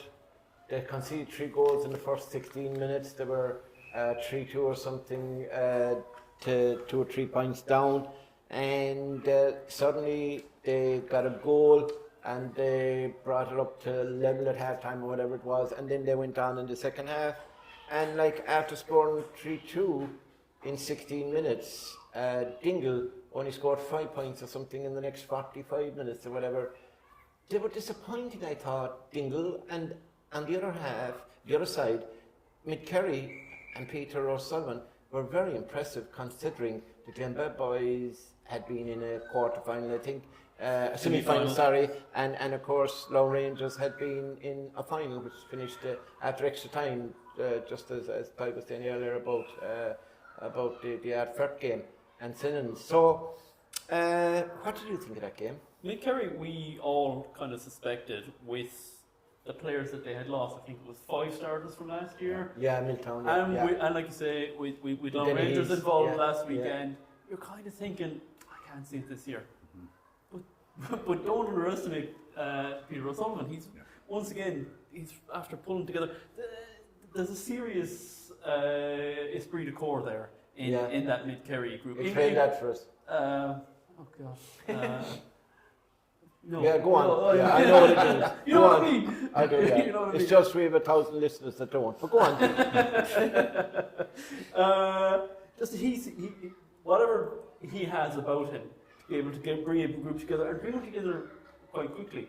It's a serious outfit. Even you're looking at the team there, and it's quite impressive, despite what they've lost. And Dingle, like you say, were maybe a bit disappointing. But still, that Dingle team beat Crokes not so long ago, was in a club final not so long ago. Maybe their depth is beginning to catch up with them a little bit, John Dowd, you were saying that maybe earlier, that they've about 17 or 18 kind of safes, first 15 players we call them, and after that then they're struggling a bit. So maybe at this stage of the season, after 3 group games, a semi-final and a final, it's beginning to catch up on a bit. What do you think? Yeah, I think overall, though, this is the Mid Kerry's performance is the best of any team over the entire weekend. Keith Evans, outstanding. 5 points from play. He's had his year within the Kerry senior fold. Now he's got to push on for next year. It's a bit like the situation where Dylan Gainey found himself. Dylan Gainey had a year before Keith Evans to observe. Then he came in, he started getting more action. He became an important player off the bench. Now Dylan Gainey's going to be trying to get a first 15 on the Kerry team next year. This year now, or next year, 2025, it's Keith Evans' year to be making the 26 and to be coming off the bench in several matches and to prove that he can be a really big impact sub. But as well as missing the 5 Milltown Castlemaine starters from last year, they were missing David Mangan and Gavin O'Grady, who were starters as well. They were down 7 of the team that played in the final last year.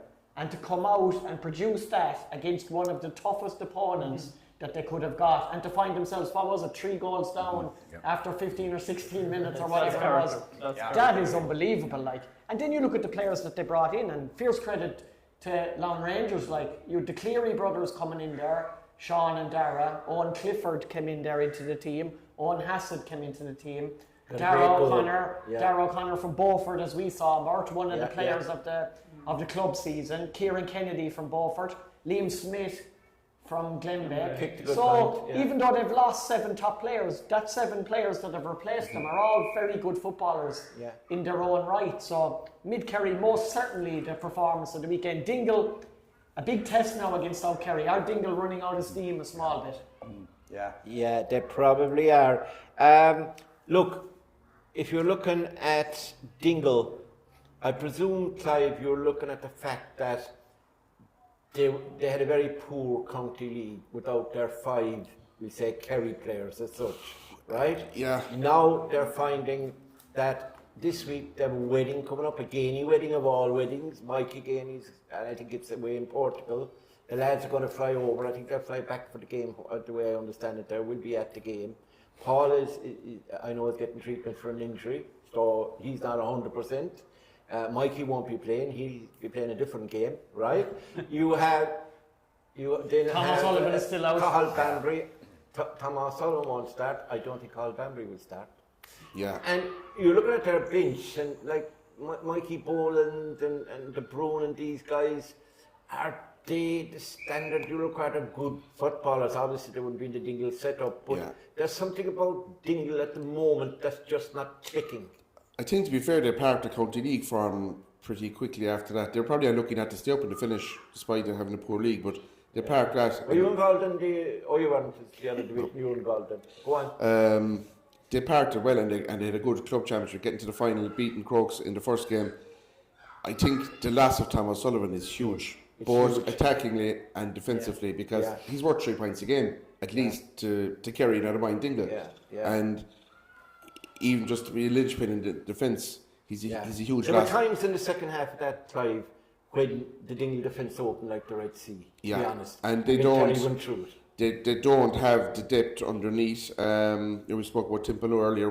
They'll need their best 15 out all the time, but when you're after going on a run of 3 group games, a semi-final and final, and you lose the final, you're a bit deflated. To get that 15 together again and get them going again for another campaign, and they're losing bodies, and they don't have the players to come in to replace that quality. But there's one guy in the Mid-Kerry setup, I think, and I'm looking forward to in the next couple of weeks, is Jack Braston coming back from Glenbeigh. He had struggled with injury earlier in the year. We were talking about Graham O'Sullivan earlier being athletic. This guy can go box to box. He's big. He can fetch ball, he can score, he's great pace and a long stride. He'll be interested to see how he goes now the weekend against Sean O'Brien's done another player that was very impressive on Sunday against Barrydan, to be fair to him. So listen, there the games of the weekend. I think we have looked at all of them now at this stage, and it's time to look forward to what's going to happen next weekend and this coming weekend, and I think we might as well stay at it now, boys, and get this over with. We are talking about games in the winners group and in the losers group. So if I take the winners group first, lads, and on Saturday I have St. Kieran's and St. Brendan's in Stack Park. It's on at 7 o'clock and it'll be live and exclusive on Clubber if you can make the game. Because the way the sun is now, you probably would be on the beach. And if you're on the beach, you can bring your phone along with you and watch the match. But at 7 o'clock, you probably wouldn't be on the beach here, would you? Yeah. When the tide is in. The tide is coming in around that time. And I would like you to be swept away to sea. So I would like me to be swept away to sea. St. Kieran's and St. Brendan's. Again, sorry, Clive, I don't want you to be the hug on the limelight in the first show, but I've been very impressed with some of your analysis, which lends me to believe that at some stage you could be a football coach.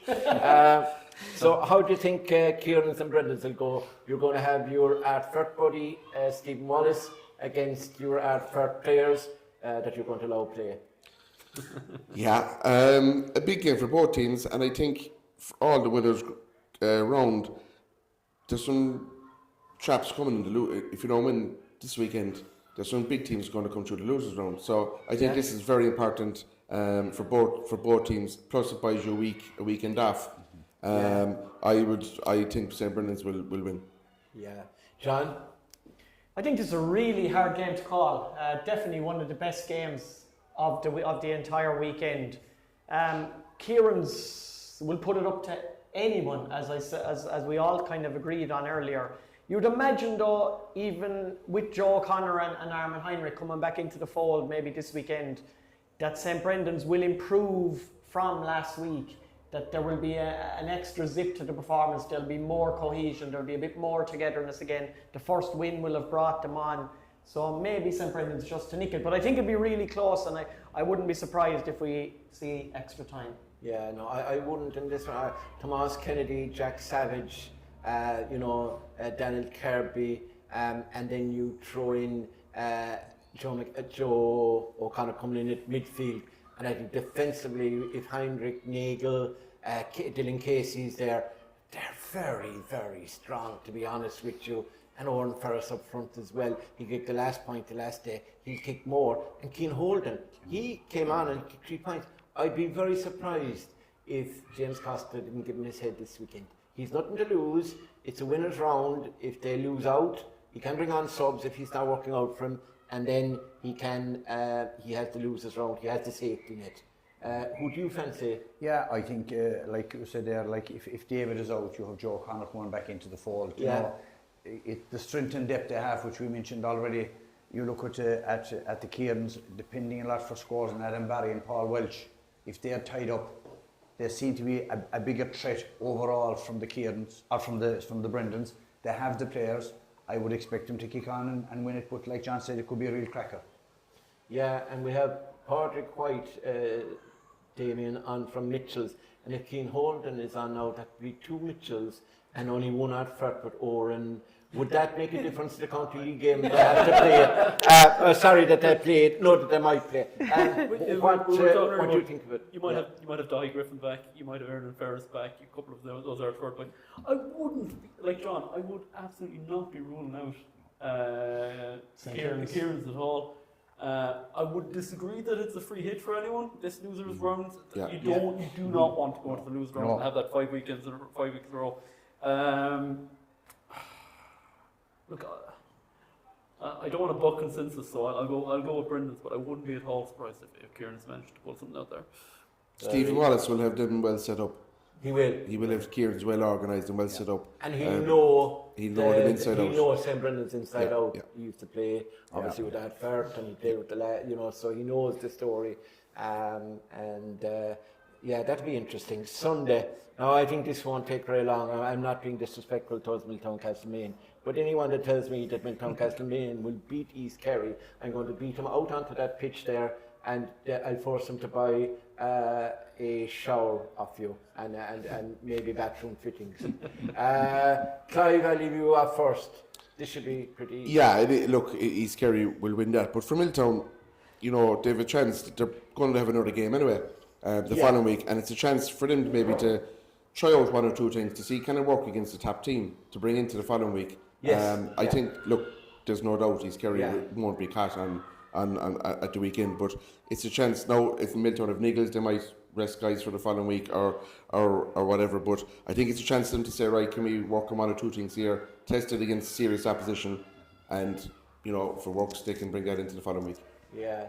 John, what do you think? Could Terry O'Sullivan put a rabbit out the hat? He's put rabbits out the hat before and decide to not start the starting 15, to put in another 15, see how they get on. No, he's going to play his best team, isn't he? He definitely played the majority of his best team anyway. He will, from the start. He will be respectful as well on he won't underestimate Milltown Castlemaine at the same time, because that's not the type of man. He lives close enough to them. That's not the type of man he is. But East Kerry, it does give him the option of maybe making 3 or 4 changes, and also maybe using different subs than they used the last day, which is in a way will keep their whole squad content, if not overly happy, but you still want to play all the time, but at least if you see you're involved, you'll be more content is the word. For Milltown Castlemaine, I agree with Clive, if you have anyone like Ian O'Connor now who's carrying an injury, you won't be playing them this weekend, you'll be getting them right for the following week, because East Kerry are going to win.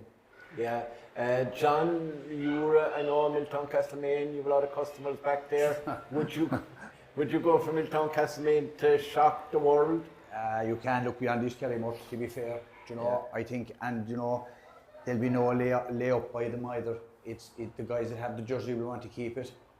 He might freshen it up, as John said there, with 1 or 2 changes, but Milltown will be happy with the victory the last day.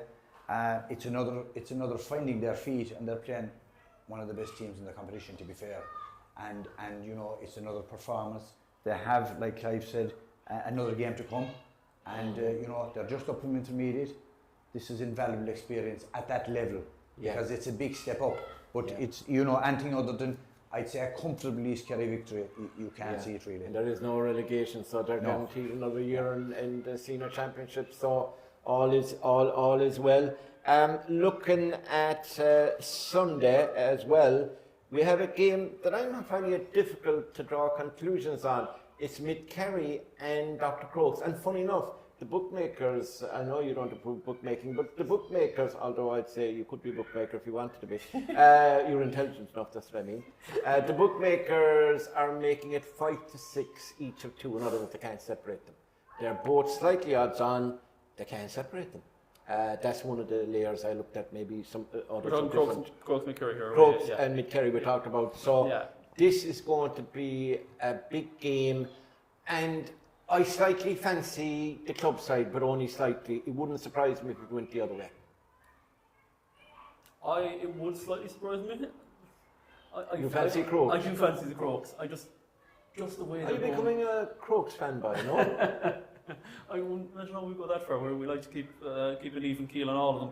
But very impressed with them. And look, it'll be close enough to the first acid test in the championship for them, in the sense that the first time they're going up against the district. Yes.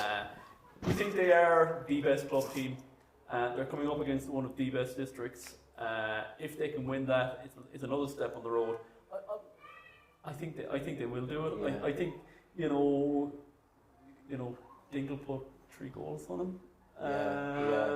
I don't think if Crokes put 3 goals on them, that the Crokes are going to let them into the game the way that Dingle did. So I'm going to go with the Crokes there. Yeah, John Kennedy, what do you think? Do you think in any sense that this is an acid test in one way for the Crokes? Because if they are to trouble East Kerry, and most observers and pundits would say East Kerry are just a level above Mid-Kerry, they're probably second in command, and there's Cairns and Brothers, whatever way that will go. They're the best district sides.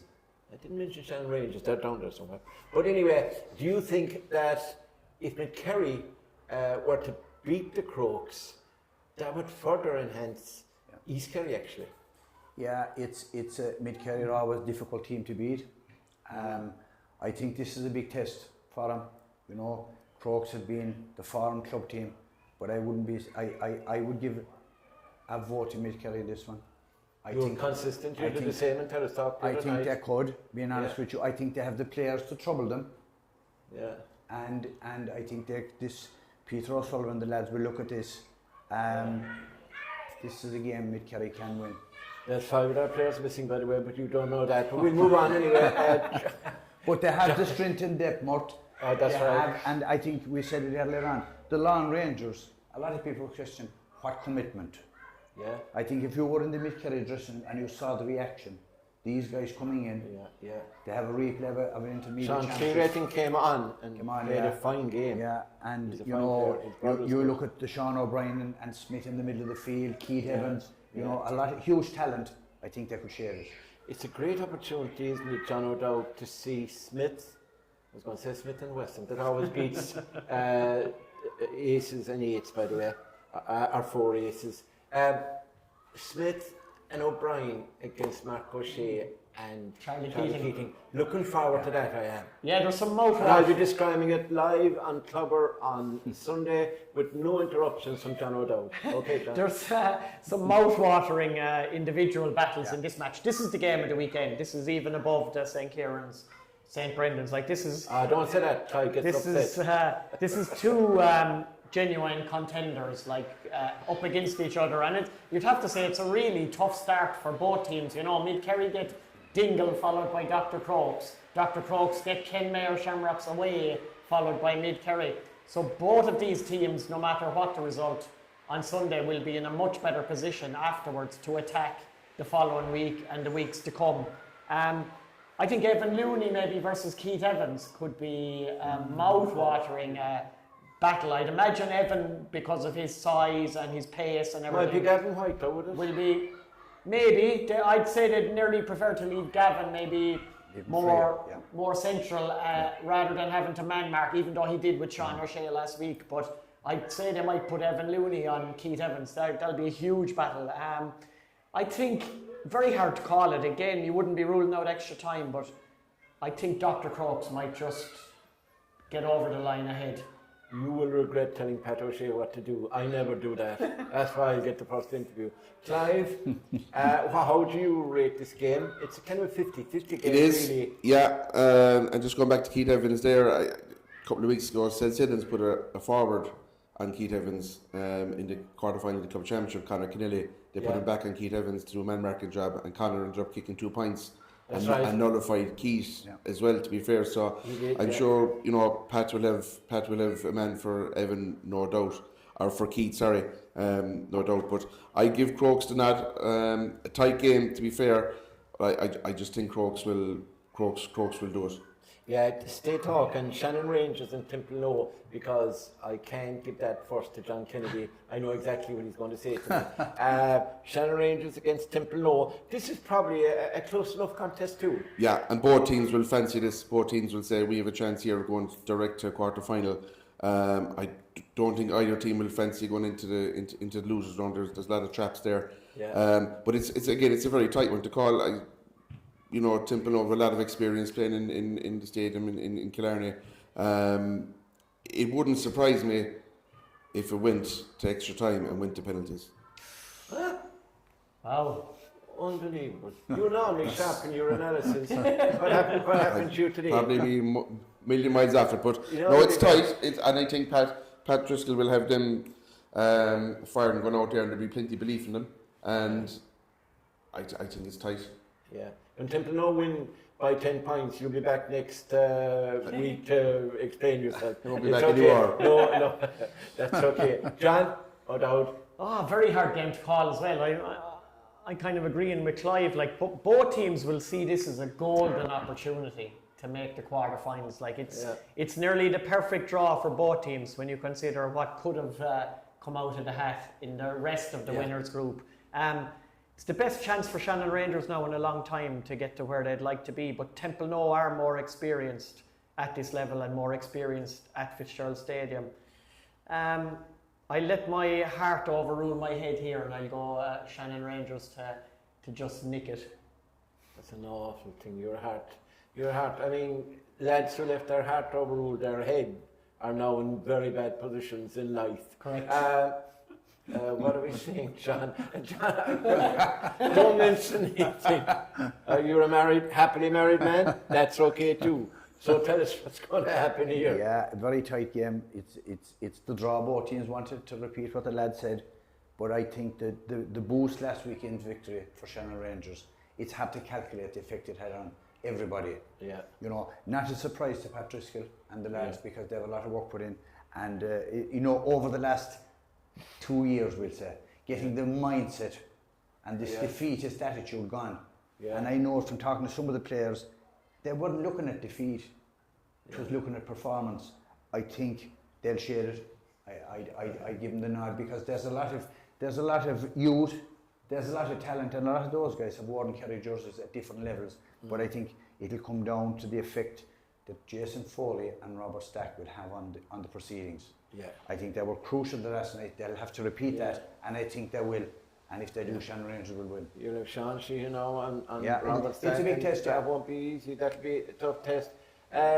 What would you think? And is it time? This supplementary question is it time to join? As I was talking about East Kerry, is it time to join Shannon Rangers and Field Rangers together on one North Kerry team? No, we discussed that earlier, and I don't think so. Just on the basis that look.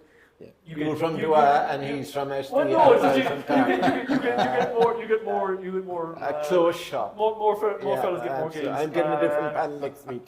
I'm slightly nervous. I'm kind of thinking along the same lines as John, and maybe it's just a North Kerry thing. It's a Pat O'Driscoll thing. God, Pat O'Driscoll. Anything he's ever put his mind to, nearly he's pulled it off with with Ardfert, I mean, he won hurling and football county titles and All Irelands and everything. I mean, he is an inspirational Are figure. you saying he's better than Clive O'Callaghan? He's up there. He's up there anyway. All right, he's up there anyway. We'll put it that way. Yeah. Temple, no. They weren't that much better than Field Rangers, if at all. Yeah. And that was on their home patch. I know Clive was saying he kind of suspects they probably play better in the stadium than they would in their own patch. Yeah. I'll go with Shannon Rangers, even though we're doing them by all three of us tipping them. But and Clive going for the draw. I'll go for Shannon Rangers. Yeah. Look, I'm not going to sit in the fence like Clive. I go for Temple Low just, but it's a very tight one. Yeah, it is a very tight one. Absolutely. Yeah. That's the winners. Now the losers, lads. Now, oh God, I'm here in the Gael. What can I say? Lovely place, lovely clubhouse. The golden sun set behind the lads, shining on my solar panel and John Kennedy's. The other boys have here. So, Spa na Gael in Milltown at 4 o'clock. Seamus Mulvihill in charge. Yeah, Seamus Mulvihill will be the star of that game, I can tell you anyway, because there are two teams who are going through a tough time. But I will profit this beforehand just to give you an idea of the way the debate is going. I think logic would suggest maybe Spa, but I think Shane Cronin might not be available. I think Darragh will not be available, and that would give, providing Jim O'Connor can play some part of the game, and I think he will. I give Gael a tentative vote to win by a point. Now, Damian, you follow that, please. We could come back to what we were talking about earlier. Yeah. You were talking about the 7-point average and 1-9 the last day. Yeah. Would 1-9 beat Spa? It would. Well, go on anyway. I don't know. I don't think so. You think Spa? I think Spa. I think Spa, and you're not going to be welcome in this clubhouse again. But yeah. It'll be tight enough probably. Because like even when the Crokes were here, they struggled to break down. Yeah. They're not an easy team to break down, but. Spa has more scoring. I think Spa has more scoring power, so I'll go with Spa. Yeah, fair play, Keane Taube and the boys. Exactly. And Evan Cohen, of course. What do you think, John? Yeah, I go with Spa. I think it'll be a very tight game. Damian O'Connor's influence will be, how fit is he and will he play? That's on the basis that he wouldn't play. On the basis he wouldn't play. Yeah. I think Spa will shade it. I think that the Achilles heel for Gael has been their conversion rate. They're not scoring enough. This could be their struggle though. Yeah. But I think Spa will shade it. But like maybe with the defeat to Milltown, which they probably didn't expect might be a right for Spa. Damien Burke could line out at midfield. He captains the team. His father coaches in Milltown. Son of Gael have been training back in Milltown all week, so they know everything about the pitch, etc. What do you think, another very close game, very difficult match to call. Two teams possibly going into it like low in confidence. Depending on the Diarmuid O'Connor factor, whether he can play some part or no part, I think Spa might just sneak it. Yeah, okay. Not with any great conviction, no doubt. Yeah. Clive? If Diarmuid can play, now there is no Kerry Hurling Championship tomorrow night, so I don't know how that's going to play out with the Gael lads. I know Causeway are playing and Aberdeen are playing, so... Causeway are playing Aberdeen, actually. Yeah, so there's... Dan Goggins, Causeway, and there's a shot of Aberdeen lads, so are they going to have to play the hurling and play Saturday? Yeah. Big ask if they are. But I think if Gael have Diarmuid firing and they can bring Spa down the stretch, they might get a win to change their season. It would enable them to get at least one more game, and if they got that out the season, I'd say they'd be happy. And they might, even though they're not scoring high in Milltown, they might be able to nullify Spa's scoring schedules. But I think if they can bring it down the last 10 minutes and the game's the melting pot, I'd fancy the Gael. I know that's based on Diarmuid. He had chances, John will tell you, and Tralee very unlucky from distance. Didn't it hit the post, John, against Milltown in that first game? Yeah. Remember, they were so unlucky, and then the keeper made a great save as well, didn't he? Con McLean to deny. A couple of great saves that day. So they've been unlucky that they've had to win, but look, you make your own luck sometimes. That's too close to call. Mostly Spa, and I went for Gael for some strange reason. Rathmore and West Kerry, I have to nail my colours to the mast here. I know West Kerry will probably have Brino big league back. But I'd have to fancy Rathmore. I think Rathmore are kind of the best of the rest that we were talking about. They have a good side, good players, and they were well beaten by East Kerry, but they still scored 2-12. So I'd go Rathmore there. Yeah, I'd agree with that. They might even be this, depending on if Dingle can get back on. At the moment, they might be the second best club team in the championship. So yeah, West Kerry will improve from last week, like we were saying earlier. But yeah, Rathmore should just have that a little bit more about it. John, what do you think? Yeah, I'd agree with Damian. I think the 2-12 that kick against East Kerry, it'll be good enough to win this one. Yeah. I think they're a tough club side, well organised, and I think they'll win this one. What do you think, John O'Dowd? Yeah, haven't seen Rathmore last week. I don't think they'll have lost any morale or self-belief or anything. It might even have been enhanced by the way that they played against East Kerry.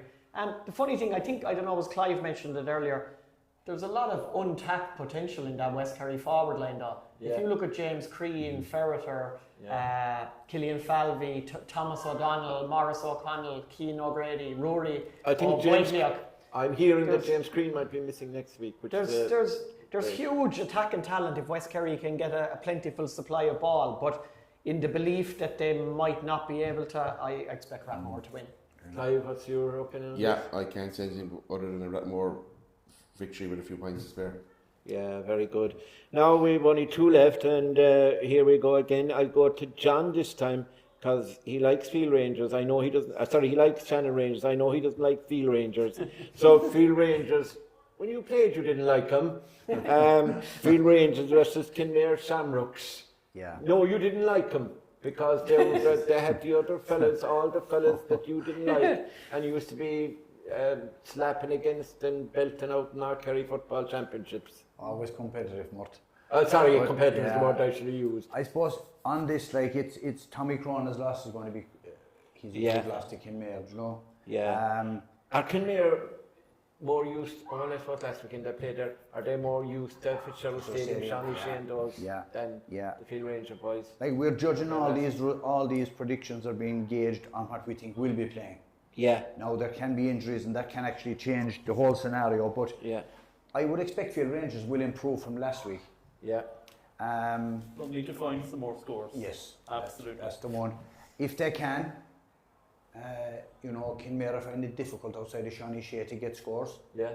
Davy Keane and a few of those boys. They're better than what they showed on Saturday. Martin Stack, these fellas, Killian Trant, they'll have to ride. They're out of the championship if they lose.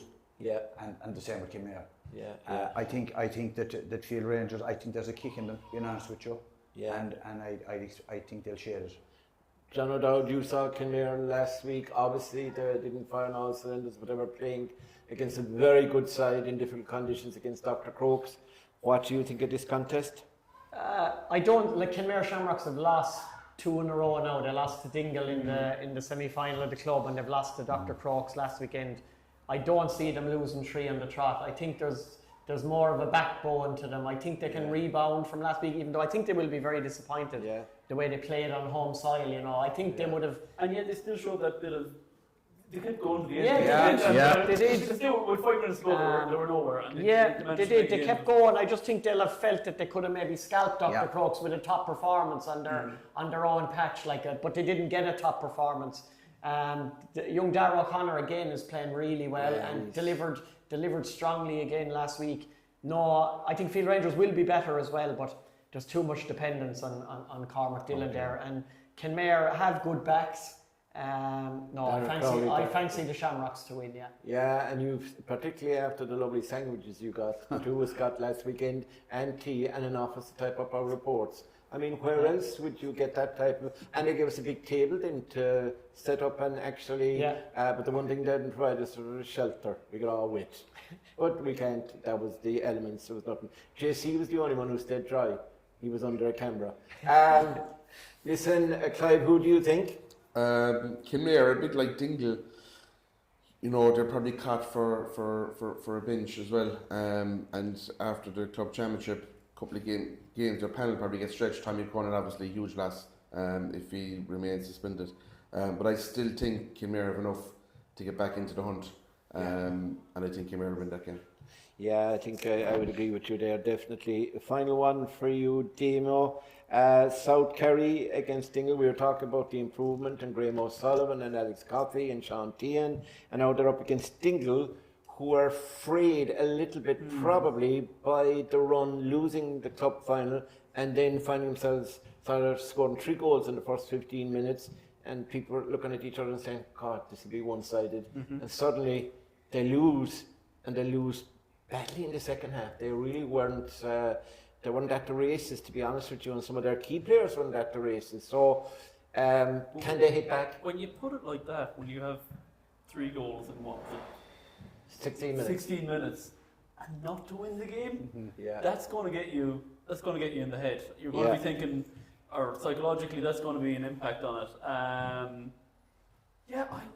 wouldn't be at all surprised if South Kerry put them out of the championship on is that Sunday or Saturday? I can't remember now. That's Sunday. That's Sunday. In Callaghan, is it? Yeah, Callaghan. Yeah, I wouldn't be at all surprised. 1:30 is the throw-in time. And especially you're talking about this wedding, they're not going to have Mikey Gainey, and you're going to have a couple of Gainies flying over her back or something, and Banbury's going to be missing. There's maybe Thomas will still be missing, I think. And South Kerry were quite impressive in what they did against the Brendans. Yeah. I'll go with South Kerry, but I could easily be eating my words on that one. But yeah, I'll go with South Kerry. You won't be eating a fish dinner in the fish box in Dingle after that prediction. John Kennedy? Yeah. Are you a fish man? Fishman is right, but yeah. Renard Point, of course, great place for fish. O'Neill's. Clive often had a fish stopper down there. Dingle stretched the limit, really. You know. I think the lead up, like Mikey Gainey out, Tom Sullivan missing, has been said. But they're a really resilient bunch, and they won't want to go to the championship. I think they'll have enough for South Kerry. But you think? A bit similar to the Kenmare Shamrock situation. I don't see Dingle losing a third big championship game on the trot. I think Padraig Corcoran and Tommy Griffin, they have the experience and the knowledge to galvanise them. Obviously the preparation won't be 100% ideal, but like they know they're better than what they've shown over their last 2 matches, because their previous form had indicated what their true colours are. There has to be a kick in them, and I think that they can just, whatever way they have to do it, I think they'll get the win to stay in the championship. Clive? Yeah, they are stretched, but I think that they will come through. I think they've played at a higher level than all the South Kerry lads showed the last couple of years. Yeah. South Kerry lads are playing in lower divisions. And I think it's time maybe for a couple of other lads in Dingle now to step up to the plate. We're relying on Paul Gainey or Mikey Gainey. They've been doing it year in, year out. So I'd expect Matthew Flaherty probably come into the team the next year now with the injuries they have. He's an underage Kerry footballer, and I'd expect him to step up to the plate. And Micheál Fannery probably come in as well and start. And it just have to spread, take the heat off. It's all down to the Gainies and the rest of the lads to step up, and I think they will get over the line and be back in the hunt again the following week. Yeah, I think the thing about South Kerry is, other than Graham and Conor O'Shea, they're mostly young fellas. Yeah. I think their future is ahead of them. I think over the next couple of years, if they're kept together by Dicey O'Reilly, and if he does, keep them and they commit to him, I think they will be a success. They will be reaching quarterfinals, etc. But I think this is a year too early for them. And I think Dingle, as he say, I can't see them being caught again. And I think the Gainies, they'll be back, they'll look after themselves, and they'll be the guys who will bring this team over the line. When it gets to after that, though, later on the championship, are they contenders? We'll have to wait and see. For a team that's stretched, win or lose, lose. They have to go through the back door. And for a team that's stretched, that's not going to be easy. I know we've already discussed it, and you want to wrap up, but that Mick Kerry Crokes game. Yeah. Whoever wins that comes through as a serious contender for East Kerry's crown. Whoever loses it is going to be on the back foot. That is the game of the weekend, just for that reason alone. Yeah. So that's it, folks. That's the action for last weekend. We went through in great detail, and we had to really, because you're looking at divisional sides and combos, and we had no clue what they turn out to be like until we saw them play, and we realised the Channel Rangers had had a win, first win for complete Field Rangers, though they only lost by points. South Kerry, were impressive with their youths and gave a good account of themselves until St. Brendan's came. And then and came strong in the second half. And St. Brendan's in with the choice to have the Stacks boys in with the Rahallies and Hartford, etc. Very, very strong, good management there. You have James Costello in St. Brendan's. You have Stephen Wallace out in St. Kieran's. And you're looking at lads who really know how to bring fellas on board and produce a side that are totally committed. Peter O'Sullivan, another one, we know Peter in Mid-Kerry, but he gets the long range of guys in, etc. So all in all, it's exciting. And now this weekend, for the first time, because there was always the group stages just going on for a few weeks, we're having 4, we'll be down to 12. 4 teams are going to exit the championship this coming weekend, and we'll be down to the following week then, where we have the losers of the winners round, if you're still with me, against the winners of the losers round. So there'll be 4 games the following weekend. That the 4 winners of the winners group this weekend will go to the quarterfinals straight. They'll be joined by the 4 that'll win on Saturday and Sunday week, and then we'll be down to quarterfinals on the 5th, and then the following week we have the semi-final, and then we have the a week's break, and then it's the county final, and it's all over. It's that quick, lads. Now, don't forget, all the games that we've spoken about, the 8 games, are live and exclusive on Clubber TV. You can subscribe, either the annual pass, and there's Munster Club Championship, remember to come. We might even try in a few districts so we get permission along the way, and possibly Cornwall as well. So well worth your while, or you can get subscribed to a particular game as well. So now all I have to do is thank my panel, and my panel today was Damian Stack, John Kennedy as always, John O'Dowd, and our new man this week, Clive O'Callaghan. And Clive, really, you did very, very well. Fair play to you. Came in well prepared and spoke well. So I'll never again degrade you in any way as a club coach after what you you needed my endorsement really to really make it. And also, of course, to JC O'Shea for putting up with us for a programme that was supposed to be over at 7, but it's now closer to midnight. Now also thank Nigel here. Conor Kavanagh is their chairman, rang him today, and no problem in giving us this facility, beautiful facility here in Killeen. And I suppose, to be only fair, to wish Nigel all the best against the weekend as well, because that's important for them. And that's about it for now. We'll be back again next week. Hopefully we're a day late this week, but next week we hope to be back at the regular schedule, and we'll look back at what happened over the weekend.